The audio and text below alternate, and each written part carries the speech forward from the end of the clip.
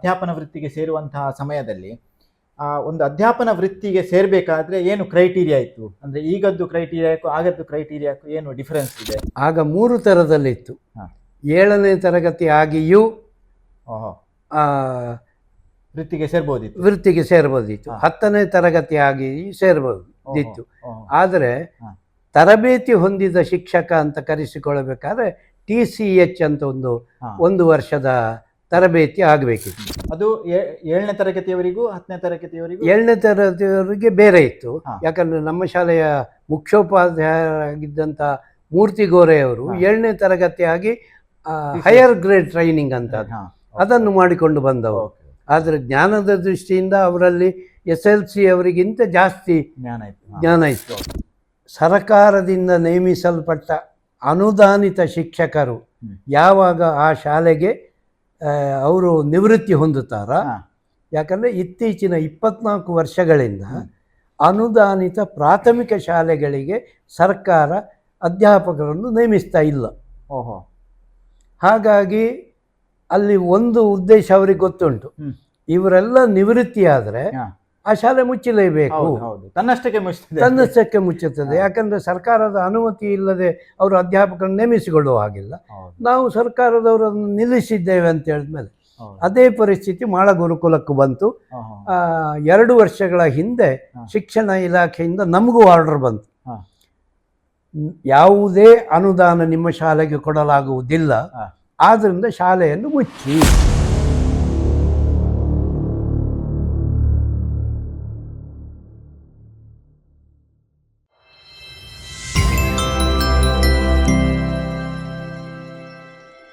ನಮಸ್ಕಾರ.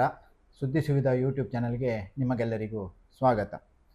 ಪ್ರತಿಯೊಬ್ಬ ಮನುಷ್ಯನ ಜೀವನದಲ್ಲಿ ಸಾಧನೆ ಮತ್ತು ಯಶಸ್ಸು ಇದನ್ನೇ ನಾವು ಮಾತಾಡೋದು. ಯಾರ ಹತ್ರ ನಾವು ಮಾತಾಡಿದರೆ ಸಹ ಇದೇ ಮುಖ್ಯವಾಗಿ ಬರುವಂಥದ್ದು.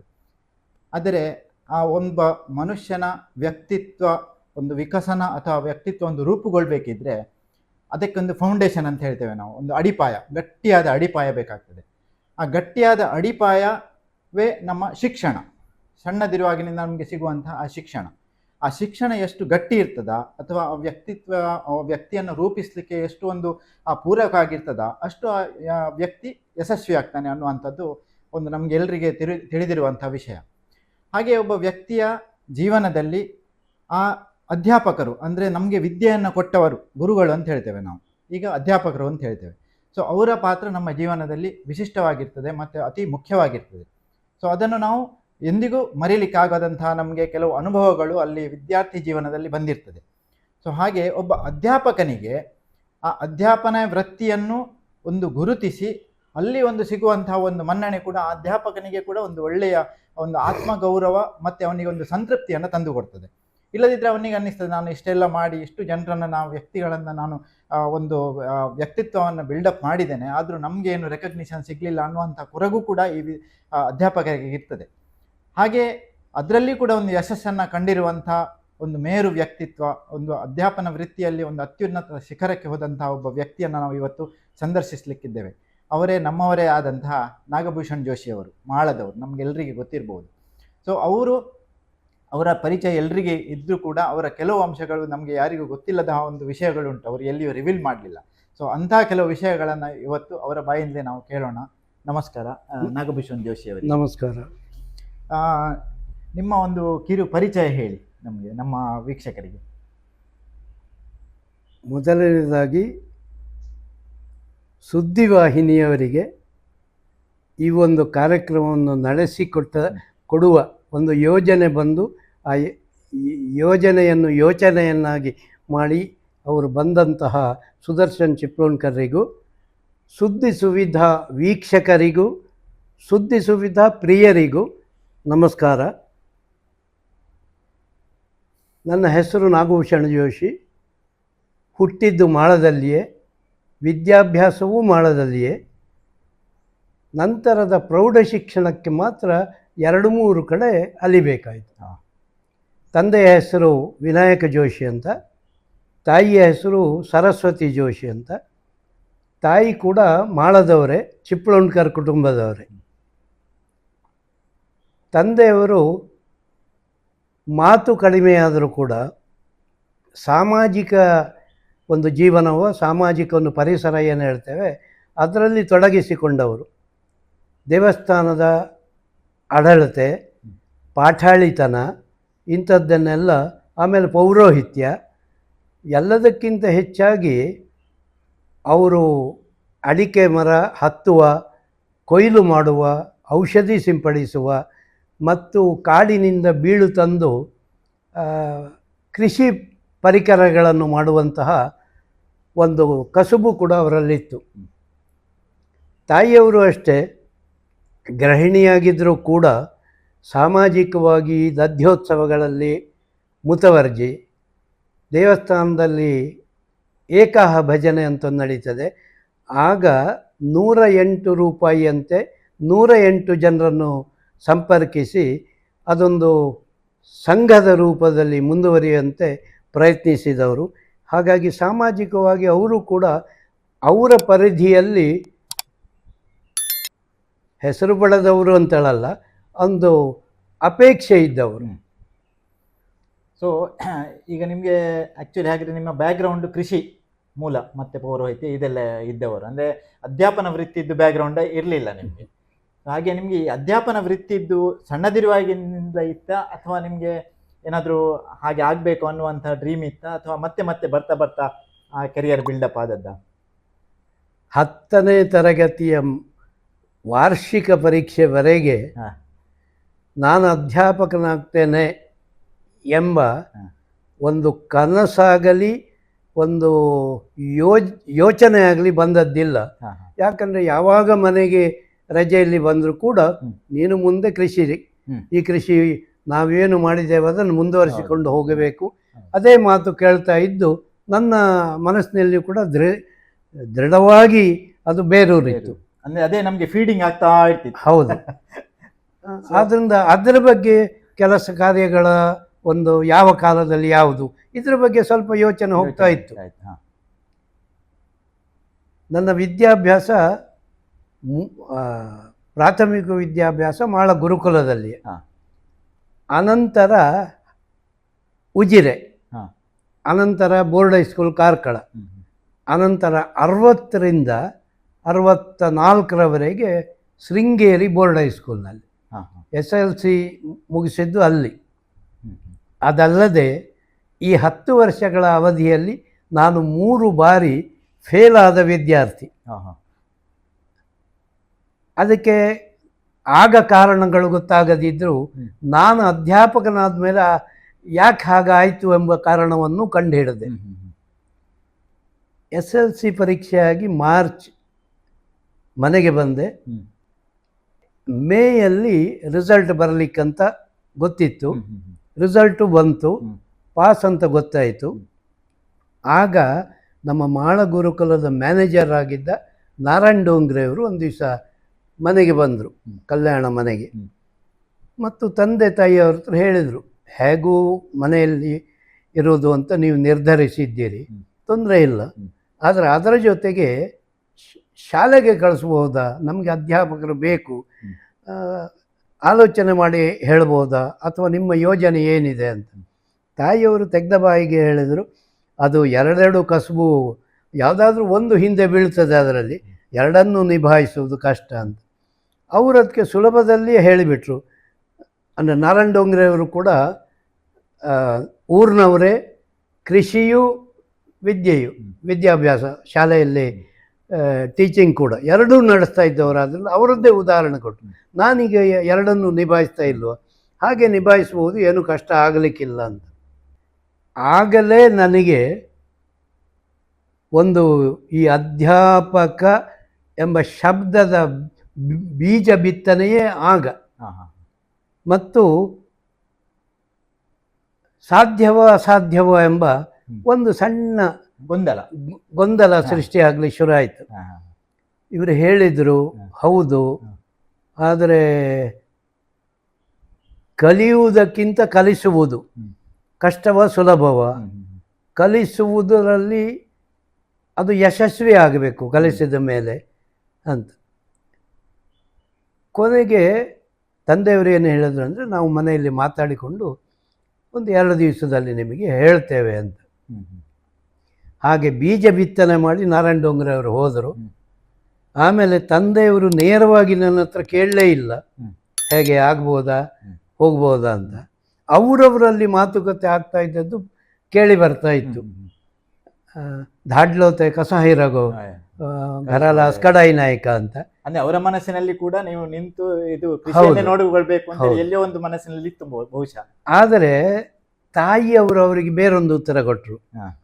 ಹೆಚ್ಚು ದೂರ ಇಲ್ಲ, 1 ಮೈಲು ಅಥವಾ 1 ಕಿಲೋಮೀಟರ್ ದೂರನಷ್ಟೇ ಶಾಲೆ.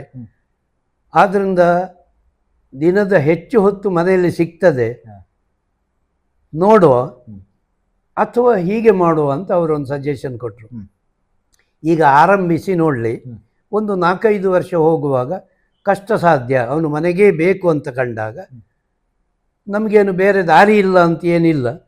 ಹಾಗಾಗಿ ಅದಕ್ಕೆ ನಿವೃತ್ತಿ ಅಂತ ಹೇಳಿದರೆ ಆಯಿತು. ಅದಕ್ಕೆ ತಂದೆಯವರು ಒಪ್ಪಿದರು.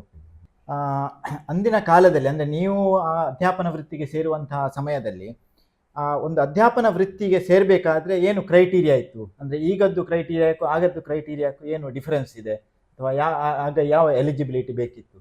ಆಗ 3 ಥರದಲ್ಲಿತ್ತು. 7ನೇ ತರಗತಿ ಆಗಿಯೂ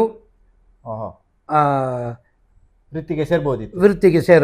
10ನೇ ತರಗತಿ ಆಗಿ ಸೇರ್ಬೋದಿತ್ತು. ಆದರೆ ತರಬೇತಿ ಹೊಂದಿದ ಶಿಕ್ಷಕ ಅಂತ ಕರೆಸಿಕೊಳ್ಳಬೇಕಾದ್ರೆ TCH ಅಂತ ಒಂದು ವರ್ಷದ ತರಬೇತಿ ಆಗಬೇಕಿತ್ತು. Teachers training. ಹೌದು, ಟೀಚರ್ಸ್ ಟ್ರೈನಿಂಗ್ ಕೋರ್ಸ್. ಅದು 7ನೇ ತರಗತಿಯವರಿಗೂ 10ನೇ ತರಗತಿಯವರಿಗೂ 7ನೇ ತರಗತಿಯವರಿಗೆ ಬೇರೆ ಇತ್ತು. ಯಾಕಂದರೆ ನಮ್ಮ ಶಾಲೆಯ ಮುಖ್ಯೋಪಾಧ್ಯಾಯರಾಗಿದ್ದಂಥ ಮೂರ್ತಿ ಗೋರೆಯವರು 7ನೇ ತರಗತಿ ಆಗಿ ಹೈಯರ್ ಗ್ರೇಡ್ ಟ್ರೈನಿಂಗ್ ಅಂತ ಅದನ್ನು ಮಾಡಿಕೊಂಡು ಬಂದವರು. ಆದರೆ ಜ್ಞಾನದ ದೃಷ್ಟಿಯಿಂದ ಅವರಲ್ಲಿ SLC ಅವರಿಗಿಂತ ಜಾಸ್ತಿ ಜ್ಞಾನ ಇತ್ತು. ಹಾಗೆ ನೀವು ಯಾವುದನ್ನು ಮಾಡಿದ್ದು? ಅಂದರೆ ನೀವು ಎಲ್ಲಿಂದ ಅಧ್ಯಾಪನ ವೃತ್ತಿಗೆ ಬಂದದ್ದು? ನನಗೆ ಜೂನ್ನಲ್ಲಿ ಶಾಲೆಗೆ ಬರಲಿಕ್ಕೆ ಹೇಳಿದರು ನಾರಾಯಣ ಮಾಸ್ಟ್ರು. ಹೋಗಿ ಅನ್ಟ್ರೈನ್ಡ್ ಆಗಿ 2-3 ತಿಂಗಳು ಕಾಲ ಅನ್ಟ್ರೈನ್ಡ್ ಆಗಿ ಸೇವೆ ಮಾಡಿದೆ. ಆಗ ಅವರಾಗಿಯೇ ಮಂಗಳೂರಿನ ಬೇಸಿಕ್ ಟ್ರೈನಿಂಗ್ ಸ್ಕೂಲ್ನಿಂದ ಅದರ ಅಪ್ಲಿಕೇಶನ್ ತರಿಸಿ ಅದನ್ನು ಫಿಲ್ ಮಾಡಿ, ನಾನು ಅದಕ್ಕೆ ಸಹಿ ಮಾತ್ರ ಮಾಡಿದ್ದು. ಅದನ್ನು ಅವರೇ ಕಳಿಸಿ ವ್ಯವಸ್ಥೆ ಮಾಡಿದರು. ಅದು ಫಸ್ಟ್ ಬ್ಯಾಚ್ನಲ್ಲಿ ಬೇಕಾದವರಲ್ಲಿ ಸೆಲೆಕ್ಟ್ ಆಗಿದ್ದರು. ಹಾಗಾಗಿ ನಂದು ಸೆಕೆಂಡ್ ಲಿಸ್ಟಿಗೆ ಹೆಸರು ಬಂತು. ಈ ಸೆಕೆಂಡ್ ಲಿಸ್ಟ್ ಅಕ್ಟೋಬರ್ನಲ್ಲಿ ಆರಂಭವಾಗುವುದು. ಹಾಗಾಗಿ ಜೂನ್, ಜುಲೈ, ಆಗಸ್ಟ್, ಸೆಪ್ಟೆಂಬರ್ ಕಳೆದು ಆಗಿತ್ತು. ಅಕ್ಟೋಬರ್ನಲ್ಲಿ ರಜೆ ಕಳೆದು ಜಾಯ್ನ್ ಆಗ್ಲಿಕ್ಕೆ ಬಂತು. ಹೋಗಿ ಸೇರಿದೆ. ಅಕ್ಟೋಬರಿಂದ ಮಾರ್ಚ್ವರೆಗೆ ಕೇವಲ 6 ತಿಂಗಳ ತರಬೇತಿ. ಆದರೆ ಆ 6 ತಿಂಗಳಲ್ಲಿ ಅವರದ್ದೊಂದು ಏನು ಷರತ್ತಿತ್ತಂದರೆ, ಮೊದಲಿನ 6 ತಿಂಗಳ ಯಾವ ಚಟುವಟಿಕೆಗಳಲ್ಲಿ ಇಲ್ಲಿ ನಡೆದಿದೆಯಾ ಅದನ್ನು ನೀವು ಮುಂದಿನ 6 ತಿಂಗಳುಗಳಲ್ಲಿ ತಿಂಗಳಿಗೆ 1ರಂತೆ ನಮಗೆ ಮಾಡಿ ಸಬ್ಮಿಟ್ ಮಾಡಬೇಕು. ಆ ರೀತಿ ಇತ್ತು. ಈಗ ಚಿತ್ರಕಲೆಯಲ್ಲಿ ಯಾವುದೆಲ್ಲ ಚಿತ್ರಗಳಾಗಿದೆ ಅದನ್ನು ನೀವು ನಿಮಗೆ ಪುರ್ಸೋತಿದ್ದಾಗ ಮಾಡಿ ತಿಂಗಳ ಕೊನೆಗೆ ಕೊಡಬೇಕು. ಹಾಗೆ ಚರಕದಿಂದ ನೂಲು ತೆಗಿಲಿಕ್ಕಿತ್ತು.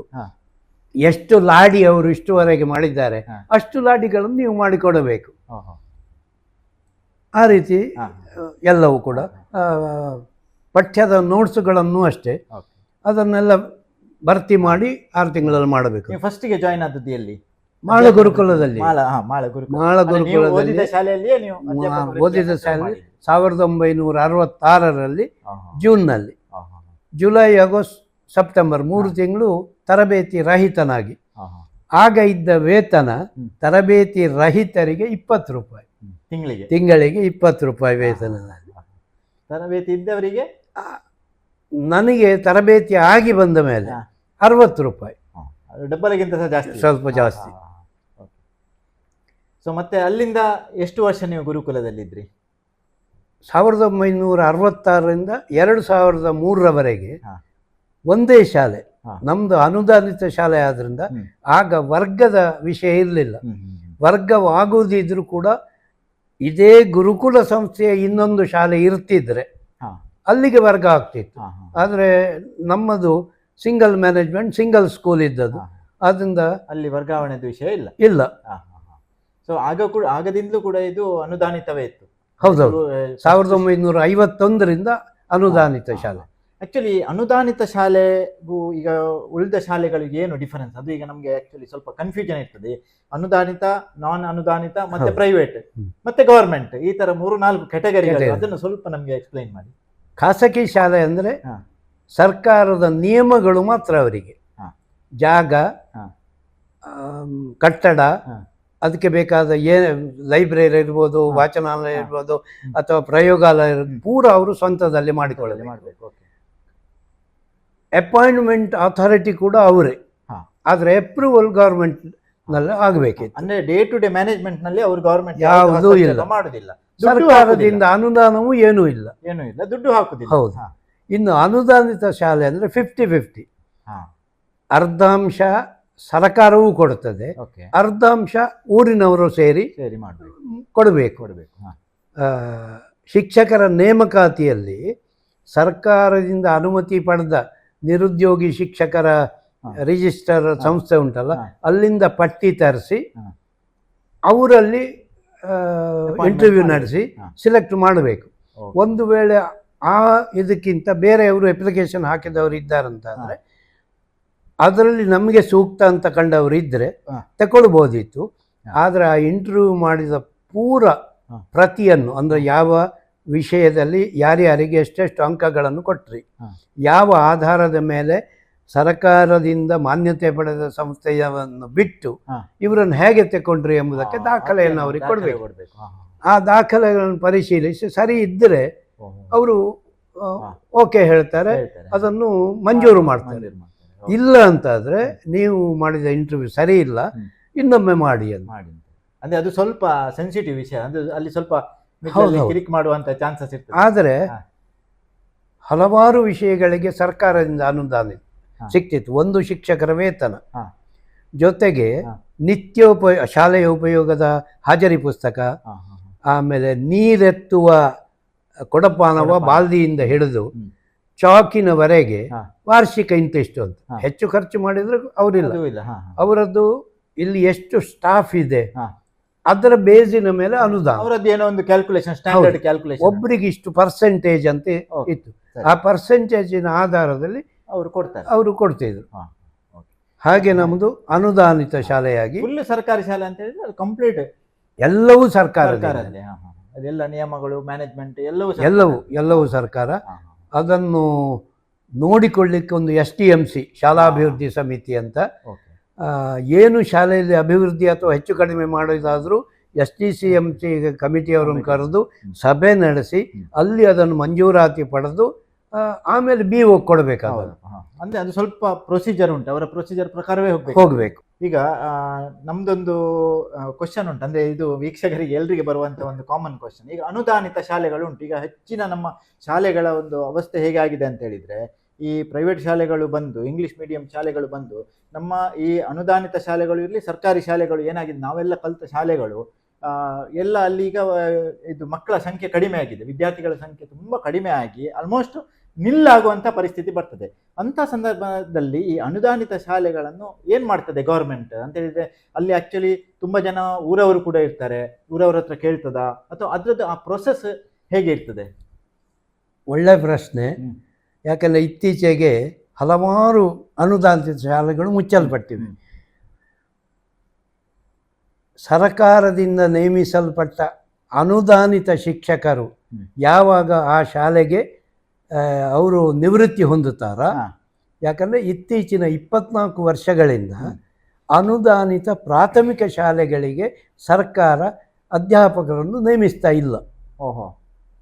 ಹಾಗಾಗಿ ಅಲ್ಲಿ ಒಂದು ಉದ್ದೇಶ ಅವರಿಗೆ ಗೊತ್ತುಂಟು, ಇವರೆಲ್ಲ ನಿವೃತ್ತಿ ಆದರೆ ಆ ಶಾಲೆ ಮುಚ್ಚಲೇಬೇಕು, ತನ್ನಷ್ಟಕ್ಕೆ ಮುಚ್ಚುತ್ತದೆ. ಯಾಕಂದ್ರೆ ಸರ್ಕಾರದ ಅನುಮತಿ ಇಲ್ಲದೆ ಅವರು ಅಧ್ಯಾಪಕರನ್ನು ನೇಮಿಸಿಕೊಳ್ಳುವ ಹಾಗಿಲ್ಲ. ನಾವು ಸರ್ಕಾರದವರನ್ನು ನಿಲ್ಲಿಸಿದ್ದೇವೆ ಅಂತ ಹೇಳಿದ್ಮೇಲೆ ಅದೇ ಪರಿಸ್ಥಿತಿ ಮಾಳ ಗುರುಕುಲಕ್ಕೂ ಬಂತು. 2 ವರ್ಷಗಳ ಹಿಂದೆ ಶಿಕ್ಷಣ ಇಲಾಖೆಯಿಂದ ನಮಗೂ ಆರ್ಡರ್ ಬಂತು, ಯಾವುದೇ ಅನುದಾನ ನಿಮ್ಮ ಶಾಲೆಗೆ ಕೊಡಲಾಗುವುದಿಲ್ಲ, ಆದ್ರಿಂದ ಶಾಲೆಯನ್ನು ಮುಚ್ಚಿ ಅಂತ. ಇಲ್ಲ, ಅನುದಾನವಿಲ್ಲದೆ ನೀವು ನಡೆಸಲಿಕ್ಕೆ ಸಾಧ್ಯವಿದ್ದರೆ ನಡೆಸಿ ಅದು ನಡೆಸಬಹುದು. ಎರಡೇ ಕೆಪಾಸಿಟಿ ಇದ್ರೆ ನಡೆಸಬಾರ್ದು ಅಂತಿಲ್ಲ, ಅದಿಲ್ಲ, ನಡೆಸಬಹುದು.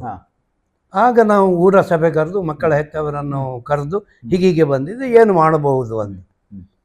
ಆಗ ಹೇಳಿದ್ರು ನಮ್ದೆಲ್ಲ ಸಹಕಾರ ಉಂಟು ಶಾಲೆ ನಡೆಸೋದಾದರೆ, ಏನಾಗಬೇಕು ಅಂತ. ಏನಂದರೆ ನಾವು ಇನ್ನು 7 ತರಗತಿಗೆ 7 ಜನ ಶಿಕ್ಷಕರನ್ನು ತಿಂಗಳ ವೇತನದಲ್ಲಿಯೇ ಪಡಿಬೇಕು. ಯಾವುದೇ ವಸ್ತುವಿಗೆ ಚಾಕಿನಿಂದ ಹಿಡಿದು ಸರ್ಕಾರ ಎಲ್ಲವನ್ನು ಊರಿನವರೇ ಹಾಕಬೇಕು. ಕಟ್ಟಡ ಇದ್ದ ಕಟ್ಟಡವನ್ನು ನೋಡಿಕೊಳ್ಳಬೇಕಾದ್ರೂ ನಾವೇ, ಕಟ್ಟಡ ವಿಸ್ತರಣೆ ಮಾಡಬೇಕಾದ್ರೂ ನಾವೇ.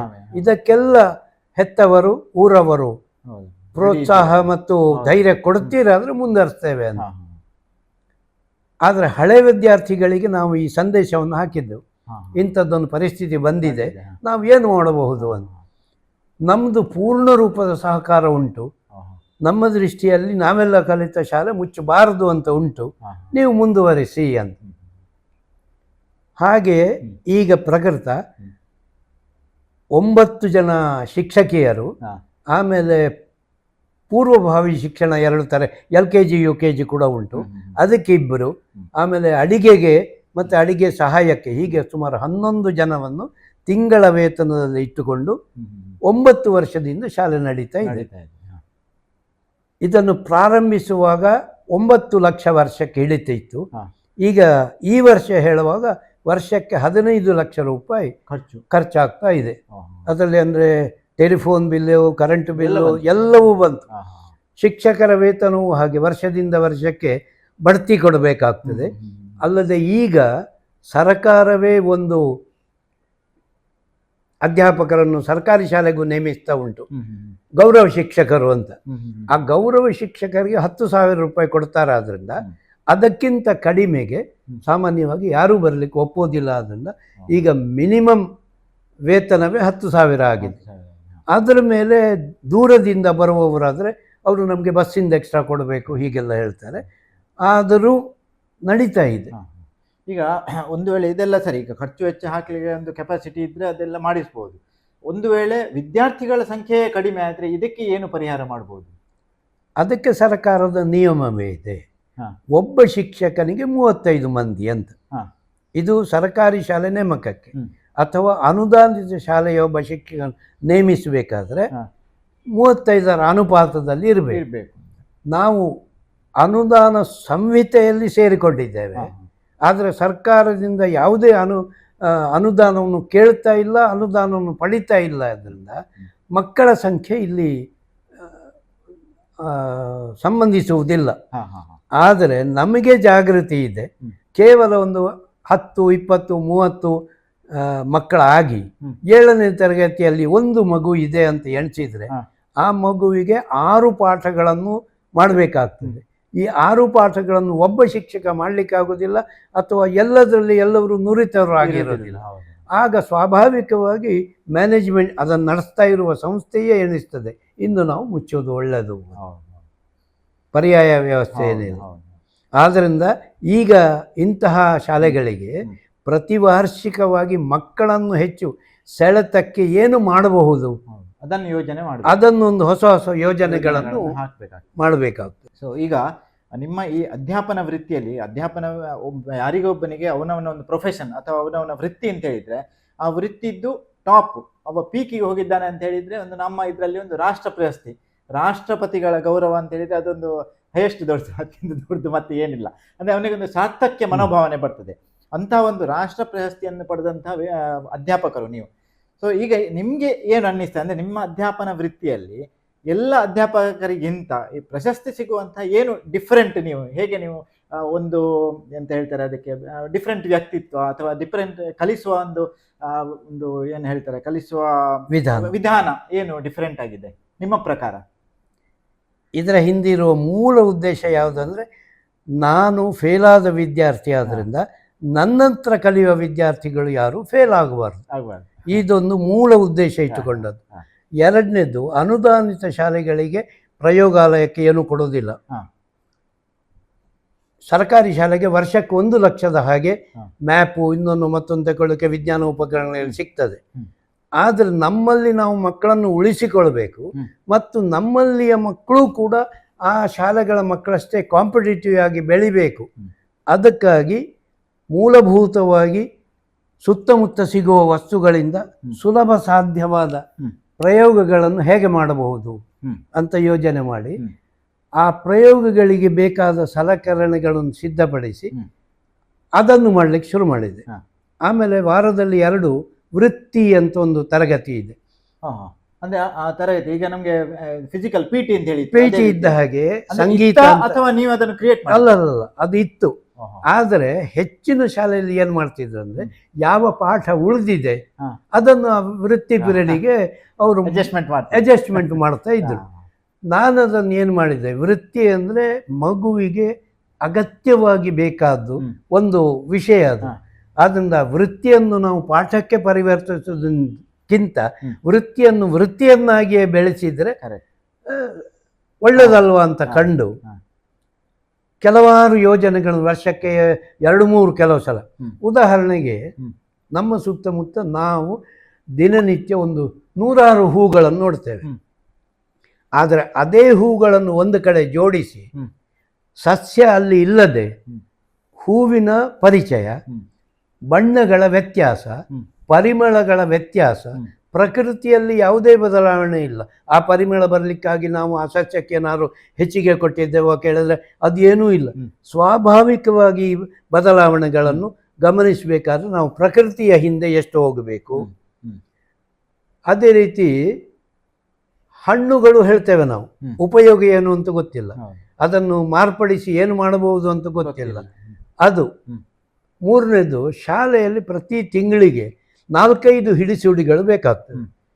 ಅದಕ್ಕೆ ನಮ್ಮಲ್ಲಿ ಮಕ್ಕಳಿಂದ ತಯಾರಿಸಿದರೆ ಏನು ಅಂತ ಕಂಡು ಅವರು ಒಲಿ ಮಾತ್ರ ಅದದ್ದು ಗರಿ ತರೋದು ಹಸಿ, ಆ ಗರಿಯನ್ನು ತೆಗೆಯುವ ವಿಧಾನ, ತೆಗೆದಲ್ಲಿ ಉಳಿದ್ರೆ ಮತ್ತೇನು ಮಾಡಬೇಕು ಅಂತ, ಆಮೇಲೆ ಆ ಗರಿಗಳನ್ನು ಜೋಡಿಸಿ ಹಿಡಿ ಎಷ್ಟು ದೊಡ್ಡದಿರಬೇಕು ಅಂತ, ಅದಕ್ಕೊಂದು ಹಿಂದಿನಿಂದ ನಮ್ಮ ಮುಷ್ಟಿಯ ಗಾತ್ರ ಹಿಡಿಸುಡಿ ಅಂದ್ರೆ ಹಿಡಿಯಲ್ಲಿ ಹಿಡಿಬೇಕು. ಹೌದು. ಹಾಗೆ ಮಕ್ಕಳಿಗೆ ಏನು ಮಾಡಿದೆ ಅಂದ್ರೆ ಅವರ 2-3 ಹಿಡಿಗಳನ್ನು ಒಟ್ಟು ಮಾಡಿ ಶಾಲೆಗಾಗಿ ಒಂದು ಹಿಡಿಸುಡಿ, ಯಾಕಂದ್ರೆ ಅದು ಬರೀ ಚಿಕ್ಕದಿರ್ತದೆ ಅವರ ಹಿಡಿ. ಹೀಗೆ ಶಾಲೆಗೆ ಬೇಕಾದ ಹಿಡಿಸುಡಿಗಳನ್ನು ಶಾಲೆಯಲ್ಲಿಯೇ ತಯಾರಿಸುವುದನ್ನು ಆರಂಭಿಸಿದೆ. ಹಾಗೆ ಡೆಸ್ಟರ್ಗಳು ಕ್ರಯಕ್ಕೆ ತರೋದಿತ್ತು. ಖಂಡಿತ ನನಗೆ ಇಷ್ಟು ನಮ್ಮ ಊರಿನಲ್ಲಿ ಕೂಡ ಒಂದು 5-6 ಜನ ದರ್ಜಿಗಳಿದ್ರು ಆಗ. ಕೆಲವರು ಮನೆಯಲ್ಲಿ ಮಾಡ್ತಿದ್ರು, ಕೆಲವರು ಅಂಗಡಿ ಇಟ್ಟುಕೊಂಡು. ಅವರಲ್ಲಿ ಅಲ್ಲಿ ಕೆಳಗೆ ನೋಡಿದ್ರೆ ಇಷ್ಟಿಷ್ಟು ಚಿಂದಿ ಬಿದ್ದಿರ್ತದೆ.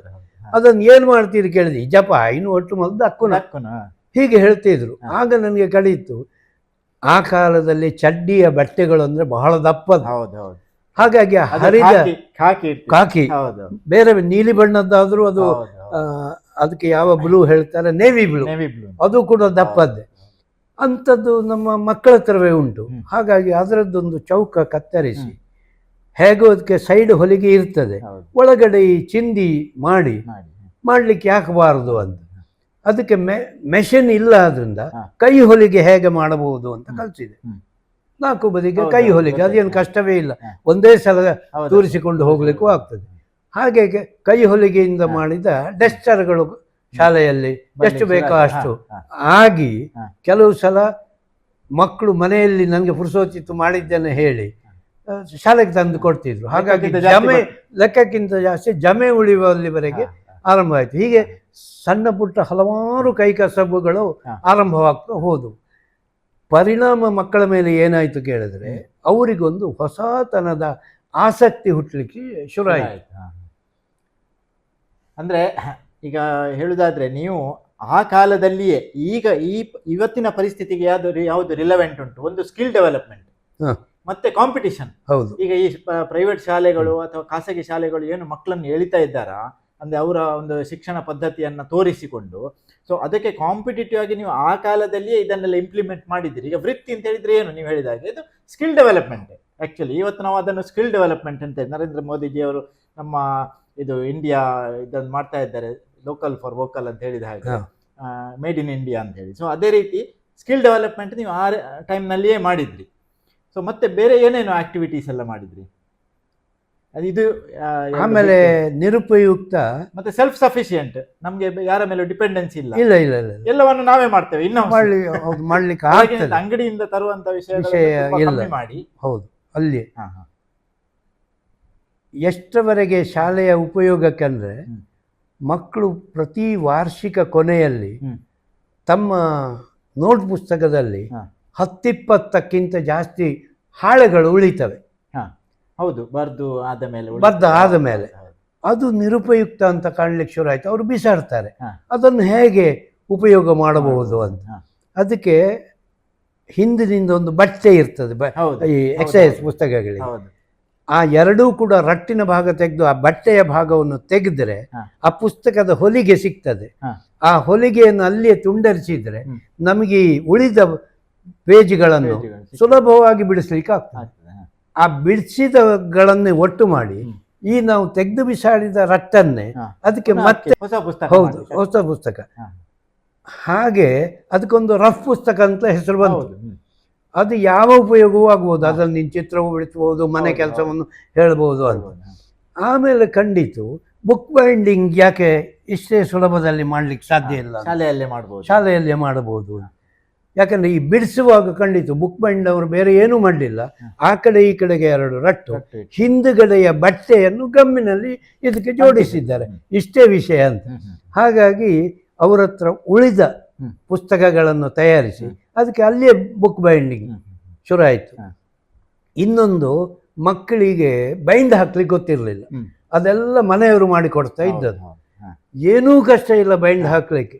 ನನಗೆ ಅದು ಎಲ್ಲಿವರೆಗೆ ಕಳಿಸಿದಂದ್ರೆ ಒಂದೇ ಬಗೆಯಲ್ಲ, ಬೈಂಡ್ ಮಾಡೋದ್ರಲ್ಲಿ 3-4 ಬಗೆಗಳಿಗೆ ಆ ಮೂಳೆಗಳನ್ನು 2-3 ರೀತಿಯಲ್ಲಿ ಮಡಚಬಹುದು.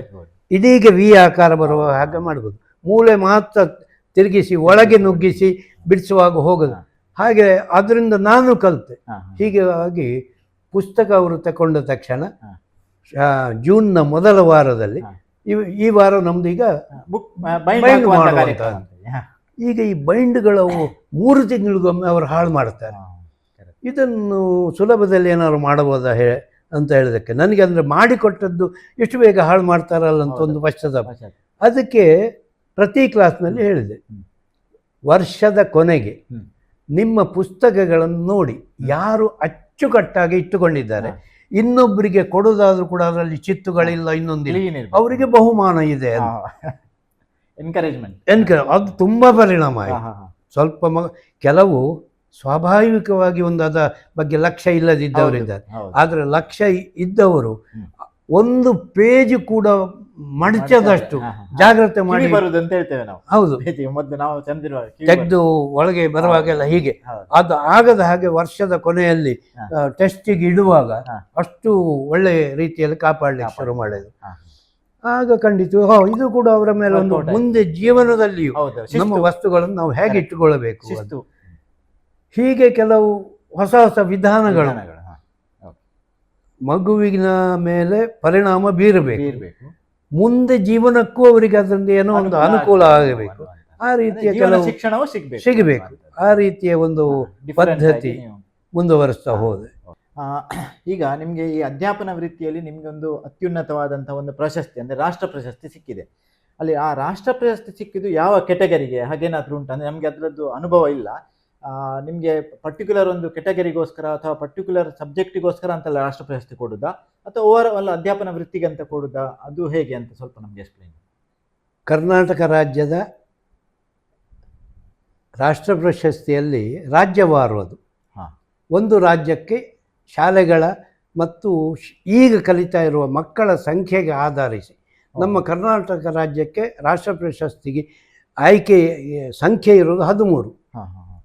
ಈ 13ರಲ್ಲಿ 3 ಮಹಿಳೆಯರಿಗೆ ಮೀಸಲು, 3 ST SC ಅವರಿಗೆ ಮೀಸಲು, ಅಲ್ಲಿಗೆ 6 ಹೋಯ್ತು. 1 PT ಮಾಸ್ಟರಿಗೆ, 1 ಸಂಸ್ಕೃತ ಅಥವಾ ವಿಶೇಷ ಉರ್ದು ಇಂಥ ಭಾಷೆ ಉಂಟಲ್ಲ ಅವರಿಗೆ ಭಾಷಾವಾರು. ಜನರಲ್ ಕ್ಯಾಟಗರಿಯಲ್ಲಿ 1 ಉಳಿಯುವುದು 13ರಲ್ಲಿ. ಆದ್ರಿಂದ ನನಗೆ ಅವಕಾಶ ಸಿಕ್ಕಿದ್ದ ಜನರಲ್ನಲ್ಲಿ. ಇಲ್ಲಿ ಆಯ್ಕೆ ಪ್ರಕ್ರಿಯೆಗಿಂತಲೂ ಒಂದು 2-3 ವರ್ಷಕ್ಕೊಮ್ಮೆ ಪ್ರತಿ ಶಾಲೆಯನ್ನು ಶಿಕ್ಷಣ ಇಲಾಖೆಯವರು ಸಂದರ್ಶಿಸ್ತಾರೆ. ಸಂದರ್ಶಿಸಿ ಅದರದ್ದೊಂದು ರಿಪೋರ್ಟ್ ಅಂತ ಶಾಲೆಗೂ ಕಳಿಸ್ತಾರೆ, ಅವರು ಕೂಡ ಸಂಗ್ರಹಿಸ್ತಾರೆ. ಆ ರಿಪೋರ್ಟ್ಗಳ ಆಧಾರದಲ್ಲಿ ಅವರಿಂದ ಸೂಚನೆ ಬರ್ತದೆ. ನೀವು ಬೇಕಿದ್ರೆ ರಾಜ್ಯ ಪ್ರಶಸ್ತಿಗ, ರಾಷ್ಟ್ರ ಪ್ರಶಸ್ತಿಗ ಹಾಕಬಹುದು, ಅಪ್ಲೈ ಮಾಡಬಹುದು. ಆಮೇಲೆ ನಾವು ಅದರ ಪ್ರೊಸೆಸ್ ಏನು ಎಂಥದ್ದೆಲ್ಲ ತಿಳ್ಕೊಳ್ಳಿಕ್ಕೆ ಶುರು ಮಾಡುತ್ತೇವೆ. ಹಾಗೆ 98ರಲ್ಲಿ ರಾಜ್ಯ ಪ್ರಶಸ್ತಿ ಸಿಕ್ಕಿತು. 99ರಲ್ಲಿ ಸೂಚನೆ ಬಂತು BO ಆಫೀಸ್ನ, ನೀವು ರಾಷ್ಟ್ರ ಪ್ರಶಸ್ತಿಗೂ ಅಪ್ಲೈ ಮಾಡಬಹುದು ಅಂತ. ಆದರೆ ಅವರು ಹೇಳಿದ್ದು ಮೇಯಲ್ಲಿ, ಏಪ್ರಿಲ್ ಆಖರಿಗೆ ಅಲ್ಲ, ಜೂನ್ ಆಖರಿಗೆ ಕೊಡಬೇಕು. 6 ಫೈಲ್ಗಳಾಗಬೇಕು. ಅದರಲ್ಲಿ ನಮ್ಮ ಪಠ್ಯ ವಿಷಯಕ್ಕೆ ಸಂಬಂಧಿಸಿದ್ದು, ಸಾಮಾಜಿಕವಾಗಿ ನಾವು ಹೇಗಿದ್ದೇವೆ ಶಾಲೆ ಬಿಟ್ಟು, ಸಂಘ ಸಂಸ್ಥೆಗಳಲ್ಲಿ ನಮ್ಮ ಪಾತ್ರ, ಎಲ್ಲ ದಾಖಲೆಗಳನ್ನು ಕೊಡಬೇಕಾಗ್ತದೆ. ಆಗ ನಾನು ಹೇಳಿದೆ, ಇಷ್ಟು ಸಣ್ಣ ಅವಧಿಯಲ್ಲಿ ಅದನ್ನೆಲ್ಲ ಸಂಗ್ರಹಿಸಲಿಕ್ಕೆ ಸಾಧ್ಯ ಇಲ್ಲ. ಮಾರನೇ ವರ್ಷ ಜುಲೈಯಲ್ಲಿ ಹೇಳಿ ಕಳಿಸಿದ್ರು, ಈಗ ಬೇಕಷ್ಟು ಸಮಯ ಉಂಟು, ಈಗ ಪ್ರಯತ್ನಿಸಿ ಅಂತ. ಹಾಗೆ 2099ರಲ್ಲಿ ಇದನ್ನೆಲ್ಲ ಮಾಡಿ 6 ಫೈಲ್ ಮಾಡಿ, ಅದು ಮ್ಯಾನೇಜರು ಪ್ರತಿಯೊಂದು ಪೇಜಿಗೂ ಸೈನ್ ಆಗಬೇಕು, ಮುಖ್ಯೋಪಾಧ್ಯಾಯರ ಸಹಿ ಆಗಬೇಕು, BO ಆಫೀಸಿಂದ ಆಗಬೇಕು, DDA ಆಫೀಸಿಂದ ಆಗಬೇಕು, ಅವರಲ್ಲಿಂದ ಕಳಿಸುವಂಥ. BO ಆಫೀಸಿಗೆ ಹೋಗುವಾಗ ಹೆಚ್ಚು ಸಂಖ್ಯೆ ಇರ್ತದೆ, ಅಲ್ಲಿ ಅವರು ಅದನ್ನು ಗಾಳಿಸ್ತಾರೆ, ಫಿಲ್ಟರ್ ಆಗ್ತದೆ. DDP ಆಫೀಸಿಗೆ ಹೋಗುವಾಗ ಜಿಲ್ಲೆಗೆ ಇಷ್ಟೇ ಕಳಿಸಬಹುದು ಅಂತ ಉಂಟಾದ್ರಿಂದ ಆ ಬಂದದ್ರಲ್ಲಿ ಅವರು ಆಯ್ಕೆ ಮಾಡಿ ಕಳಿಸ್ತಾರೆ. ಹೀಗೆ ಸಾಮಾನ್ಯ ರಾಜ್ಯದಿಂದ 4 ಅಥವಾ 5 ಒಂದು ಜಿಲ್ಲೆದ್ದು ಹೋಗೋದು, ಅದರಲ್ಲಿ ಅವರು ಆಯ್ಕೆ. ನಮ್ಮ ಆಯ್ಕೆ ಸಮಿತಿಯಲ್ಲಿ H ನರಸಿಂಹಯ್ಯ ಸಾಹಿತಿಗಳು, ಅವರು ಪ್ರಧಾನರಾಗಿದ್ದದ್ದು. ಅವರು ಸುತ್ತ ಸುಮಾರು 9 ಜನ ಕೂತ್ಕೊಳ್ತಿದ್ರು ಅರ್ಧಚಂದ್ರಾಕಾರದಲ್ಲಿ. ಇನ್ನೊಂದು ಬದಿಯಲ್ಲಿ ಸಂದರ್ಶಕನ ಕುರ್ಚಿ. ಅಲ್ಲಿ ಪ್ರತಿಯೊಬ್ಬರು ಕೂಡ ನಮ್ಮ ಸಬ್ಜೆಕ್ಟಿನ ಬಗ್ಗೆ 4 ಪ್ರಶ್ನೆಗಳನ್ನು ತಯಾರಿಸಿಕೊಂಡು ಬರ್ತಾರೆ. ಅದರಿಂದ ಆರಂಭಿಸಿದೆ ನರಸಿಂಹನವರು. ನೀವು 37 ವರ್ಷಗಳಷ್ಟು ಕಾಲ ಅನುದಾನಿತ ಶಾಲೆಯಲ್ಲಿ, ಅದೇ ಊರಿನ ಶಾಲೆಯಲ್ಲಿ ಇದ್ರಿ, ಅದು ಹೇಗೆ ಸಾಧ್ಯ ಅಂತ ಅವರಿಂದ ಶುರು. ಅಂದರೆ ಯಾರು ಇರುವುದಿಲ್ಲ ಹಾಗಿದ್ರೆ? ಇಲ್ಲ, ಅಂದರೆ ಜಗಳಗಳು ಬರ್ತದೆ. ಆಮೇಲೆ ಗ್ರಾಮ ರಾಜಕೀಯ ಸೇರಿಕೊಳ್ತದೆ. ಮೇರನ್ ದೆಪ್ಪಡು, ಮೇರನ್ ಮುಂದೆ ಕಳಪು, ಇಂಥ ಶುರು ಆಗ್ತದೆ. ಹಾಗೆ ನೀವು ಹೇಗೆ 37 ವರ್ಷ ಉಳಿದ್ರೆ ಅವರಿಗೆ ಆಶ್ಚರ್ಯ. ಹೌದು, ಅದೇ ಆಶ್ಚರ್ಯ. ಅಲ್ಲಿಂದ ಶುರು ಮಾಡಿ. ಆಗ ಹೇಳಿದೆ, ನಾನು ಹುಟ್ಟಿದ್ದು ಅದೇ ಊರು, ಕಲ್ತದ್ದು ಅದೇ ಶಾಲೆ. ಎರಡನೇದಾಗಿ ನಾನು ಊರಿನ ಎಲ್ಲ ಸಂಘ ಸಂಸ್ಥೆಗಳು, ಹಾಲ್ ಸೊಸೈಟಿಯಲ್ಲಿ ಇದ್ದೆ, ಪರಶುರಾಮ ಯಕ್ಷಗಾನ ಮಂಡಳಿಯಲ್ಲಿಯೂ ನಾನಿದ್ದೆ, ಪರಶುರಾಮ ಭಜನಾ ಮಂಡಳಿ ಅಂತ ಇತ್ತು, ಎಲ್ಲ ಯುವಕ ಸಂಘ, ಎಲ್ಲದರಲ್ಲೂ ಇದ್ದೆ. ಅದರ ಜೊತೆಗೆ ಊರಿನಲ್ಲಿ ಬೇರೆ ಬೇರೆ ಕಡೆಗೆ ಆಗುವ ಜಾತ್ರಾ ಸಂದರ್ಭದಲ್ಲಿ ನಾಟಕ, ಇನ್ನೊಂದು ಮತ್ತೊಂದು, ನಾನು ಒಬ್ಬ ಪಾತ್ರಧಾರಿ, ಅದರಿಂದ ಅದರಲ್ಲಿಯೂ ನಾನು ಭಾಗವಹಿಸ್ತಿದ್ದೆ. ಹೀಗಾಗಿ ನನಗೆ ಗ್ರಾಮದಲ್ಲಿ ಒಂದು ಕಷ್ಟ ಅಂತ ಕಾಣಲಿಲ್ಲ ಅಲ್ಲಿಂದ. ಆಮೇಲೆ ನಿಮ್ಮದು ವಿಜ್ಞಾನ ಅಲ್ಲ ಸಬ್ಜೆಕ್ಟು, ಅದರಲ್ಲಿ ಈ ಉಪಕರಣಗಳನ್ನು ಮಾಡಲಿಕ್ಕೆ ನಿಮಗೆ ಪ್ರೇರಣೆ ಹೇಗೆ ಬಂತು, ಯಾಕೆ ಮಾಡಿದ್ರಿ, ನಿಮ್ಮ ಖರ್ಚಿನಿಂದ ಅಂತೇಳಿ. ಆಗ ಈ ಸರಕಾರಿ ಶಾಲೆಗೂ ಮತ್ತು ಇದಕ್ಕೆ ಸವಲತ್ತು ಸಿಗದಿದ್ದದನ್ನು ಹೇಳಬೇಕಾಗ್ತದೆ. ಅಂದರೆ ಅದು ನಮಗೆ ನೆಸೆಸಿಟಿ ಬಿತ್ತು ಮಾಡುವಂಥದ್ದು. ಆಯಿತು, ಆದರೆ ಎಲ್ಲ ಕಡೆ ಮಾಡೋದಿಲ್ಲ ಅಲ್ವಾ ಅಂತ, ಅದು ಅವರವರಿಗೆ ಬಿಟ್ಟದ್ದು. ನಾವು ನಮ್ಮನ್ನು ಉಳಿಸಿಕೊಳ್ಬೇಕು, ನಮ್ಮ ಮಕ್ಕಳನ್ನು ಬೆಳೆಸಬೇಕಂತಂದ್ರೆ ನಾವೇನೋ ಒಂದನ್ನು ಮಾಡಬೇಕು ಅಂತ. ಬೇರೆಯವರು ಮಾಡ್ತಾರಾ ಇಲ್ವ ಅಂತ ಹೋಲಿಕೆ ಬರಲಿಲ್ಲ. ಆಗ ಇನ್ನೊಬ್ರು ಕೇಳಿದ್ರು, ಸರಕಾರಿ ಶಾಲೆಗೂ ಅನುದಾನಿತ ಶಾಲೆಗೂ ಏನು ವ್ಯತ್ಯಾಸವನ್ನು ಈ ವರ್ಷಗಳಲ್ಲಿ ನೀವು ಕಂಡುಕೊಂಡಿದ್ದೀರಿ ಅಂತ. ಶಿಕ್ಷಣ ಎಲ್ಲರದ್ದು ಒಂದೇ, ಆದರೆ ಶಿಕ್ಷಕನ ಪಾತ್ರ ಬೇರೆ ಬೇರೆ ರೀತಿ ಇರ್ತದೆ ಅಂತ. ಅನುದಾನಿತ ಶಾಲಾ ಶಿಕ್ಷಕನಿಗೆ ನನಗೆ ಇಲ್ಲಿಂದ ವರ್ಗ ಇಲ್ಲ, ಆದ್ರಿಂದ ನಾನು ನಿವೃತ್ತಿ ಹೊಂದುವವರೆಗೆ ಇಲ್ಲಿಯೇ ಉಳಿಬೇಕಾದ್ರೆ ಹೇಗಿರಬೇಕು ಅಂತ ಯೋಚಿಸ್ತಾ ಹೋಗಬೇಕಾಗ್ತದೆ. ಸರ್ಕಾರಿ ಶಾಲೆಗೆ ಬಂದವನಿಗೆ ಗೊತ್ತೇ ಇರ್ತದೆ, ನಾನು 2 ವರ್ಷವೋ 5 ವರ್ಷವೋ ಇಲ್ಲಿ ಇರೋದು, ಆಮೇಲೆ ಹೋಗುವವನು ಅಷ್ಟು ವರ್ಷ ಇಲ್ಲಿ ದುಡಿತಾ ಮುಗಿಸಿದ್ರೆ ಆಯಿತು ಅಂತ ಇರ್ತದೆ. ಮತ್ತೊಂದು ಸರ್ಕಾರಿ ಶಾಲೆಯವರ ಹತ್ರ ಮಾತಾಡುವಾಗ ಕಂಡು ಬಂದದ್ದು, ಹೆಚ್ಚು ಮಾಡಿದವನಿಗೆ ಏನು ಸರ್ಕಾರ ಹೆಚ್ಚು ಕೊಡೋದಿಲ್ಲ, ಕಡಿಮೆ ಮಾಡಿದವರಿಗೆ ಏನು ಸಂಬಳದಲ್ಲಿ ಕಡಿಮೆ ಮಾಡೋದಿಲ್ಲ. ಆದ್ದರಿಂದ ಹೆಚ್ಚು ಯಾಕೆ ಮಾಡಬೇಕು ಈ ಮಾತು ಒಂದು ಕೇಳಿದ್ದೇನೆ. ಆದರೆ ಅನುದಾನಿತ ಶಾಲೆ ಹತ್ತಿರದಲ್ಲಿ ಇಂಗ್ಲೀಷ್ ಶಾಲೆಗಳು, ಆಮೇಲೆ ಸರ್ಕಾರಿ ಶಾಲೆಗೆ ಎಲ್ಲ ಸವಲತ್ತುಗಳು ಸರ್ಕಾರದಿಂದ ಸಿಗುವಾಗ ನಮಗೆ ಆ ಭಯವೂ ಇತ್ತು ಅನುದಾನಿತ ಶಾಲೆಯವರಿಗೆ. ನಮ್ಮ ಮಕ್ಕಳು ಕಡಿಮೆ ಆಗ್ತಾ ಬರ್ತಾರೆ, ಹಾಗಾಗಿ ನಾವು ಅದೇ ಮೊನೊಪೊಲಿಯಲ್ಲಿ ಹೋದರೆ ಆಗಲಿಕ್ಕಿಲ್ಲ ಅಂತೇಳಿ ಆ ರೀತಿ ಪ್ರಶ್ನೆಗಳು ಮುಗಿದು, ಅಲ್ಲಿ ವಿಚಿತ್ರ ಅಂದರೆ ಒಳಗೆ ಬರಲಿಕ್ಕೆ ದಾರಿ ಬೇರೆ, ಹೊರಗೆ ಹೋಗಲಿಕ್ಕೆ ದಾರಿ ಬೇರೆ. ಹೊರಗೆ ಹೋದವನಿಗೆ ಇನ್ನೂ ಇಂಟರ್ವ್ಯೂಗೆ ಬರುವ ಯಾವ ಒಬ್ಬನದ್ದು ಮುಖ ಕಾಣುವುದಿಲ್ಲ. ಅವನು ಗೇಟಿನ ಹೊರಗೆ ಹೋಗುವವರೆ ವಾಚ್ಮ್ಯಾನ್ ಇದ್ದಾನೆ ಒಟ್ಟಿಗೆ, ಅವನನ್ನು ಗೇಟಿನ ಹೊರಗೆ ಕಳಿಸುವವರೆಗೆ ಕ್ವಶನ್ ಕೇಳ್ತಾರೆ ಅಂತ ಏನು ಇವ್ರ ಹತ್ರ ಹೇಳುವ ಹಾಗಿಲ್ಲ, ಕ್ಲೂ ಕೊಡ್ತಾರೆ ಅಂತ. ಈಗ ಲೈವ್ ಇಂಟರ್ವ್ಯೂ ಆದ ಮೇಲೆ ನೀವು ಇಂಟರ್ವ್ಯೂ ಹೊರಗೆ ಬಂದ್ರಿ, ಮತ್ತೆ ನೆಕ್ಸ್ಟ್ ಪ್ರೋಸೆಸ್ ಎಂತದ್ದು ರಾಷ್ಟ್ರ ಪ್ರಶಸ್ತಿದ್ದು? ಮತ್ತೆ ಯಾವ ಪ್ರೊಸೆಸ್ಸೂ ಇಲ್ಲ, ಅಥವಾ ಅಲ್ಲಿ ನಮಗೆ ಯಾವ ಒಂದು ಗುಪ್ತ ಸೂಚನೆ ಆಗಲಿ ಆಯ್ಕೆ ಆಗಬಹುದು, ಆಯ್ಕೆ ಆಗುವ ಒಂದು ಹೋಪ್ಸ್ ಉಂಟು, ಇದು ಯಾವುದೂ ಸಿಗೋದಿಲ್ಲ. ಕೇವಲ ಪ್ರಶ್ನೆಗಳಿಗೆ ಉತ್ತರಗಳು. ಅವರ ಮುಖದ ಭಾವದಲ್ಲಿಯೂ ಕೂಡ ಏನೂ ತಿಳಿಲಿಕ್ಕಾಗೋದಿಲ್ಲ. ಅಲ್ಲಿ ಒಳಗೆ ಬರಲಿಕ್ಕೆ ದಾರಿ ಬೇರೆ, ಹೊರಗೆ ಹೋಗಲಿಕ್ಕೆ ದಾರಿ ಬೇರೆ. ಹೊರಗೆ ಹೋಗುವವನು ಯಾವುದೇ ಕಾರಣದಿಂದ ಇನ್ನು ಇಂಟರ್ವ್ಯೂ ಬರುವವನಿಗೆ ಸಂಧಿಸುವ ಹಾಗಿಲ್ಲ, ಅವನನ್ನು ಗೇಟಿನ ಹೊರಗೆ ಕಳಿಸುವವರೆಗೆ ಮನೆಗೆ ಹೋಗಬೇಕು.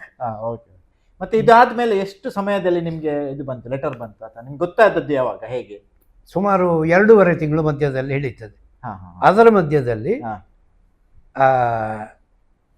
DD ಆಫೀಸಿಗೆ ಒಂದು ಸೂಚನೆ ಬರ್ತದೆ. ಆ ಶಾಲೆಗೆ DDP ಆಫೀಸಿಂದ ವಿಸಿಟರ್ ಅಂತ ಇಬ್ಬರು ಬರ್ತಾರೆ.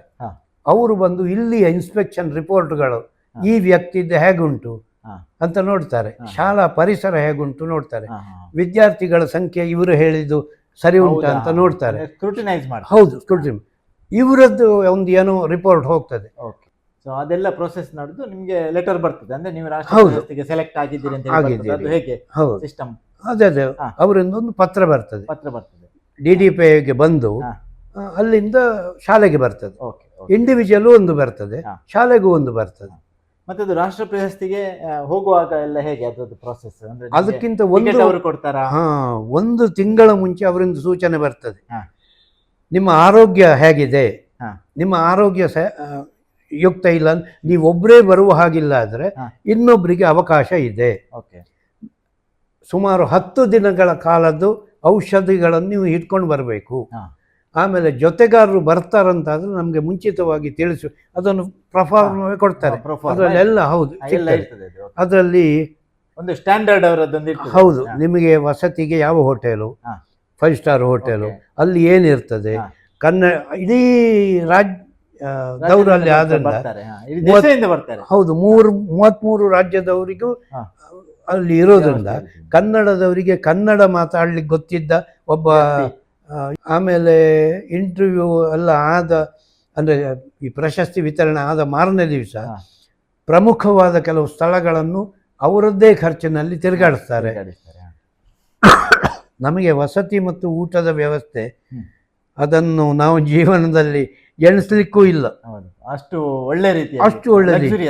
ಹೌದೌದು, ಅದನ್ನು ಕಂಡಿದ್ದು ನಮಗೆ ಇಷ್ಟೆಲ್ಲ ಉಂಟಲ್ಲ ಇದಕ್ಕೆ. ಹಾಗಾದರೆ ಈ ಶಿಕ್ಷಕ ಪ್ರಶಸ್ತಿಗೆ ಇಷ್ಟು ವ್ಯವಸ್ಥೆಗಳು ಮತ್ತು ಇಷ್ಟು ಆದರಾಭಿಮಾನಗಳಿರುವಾಗ ಬೇರೆದಕ್ಕೆಲ್ಲ ಎಷ್ಟ ಮಟ್ಟಿಂದ ಇರಲಿಕ್ಕಿಲ್ಲ ಅಂತ.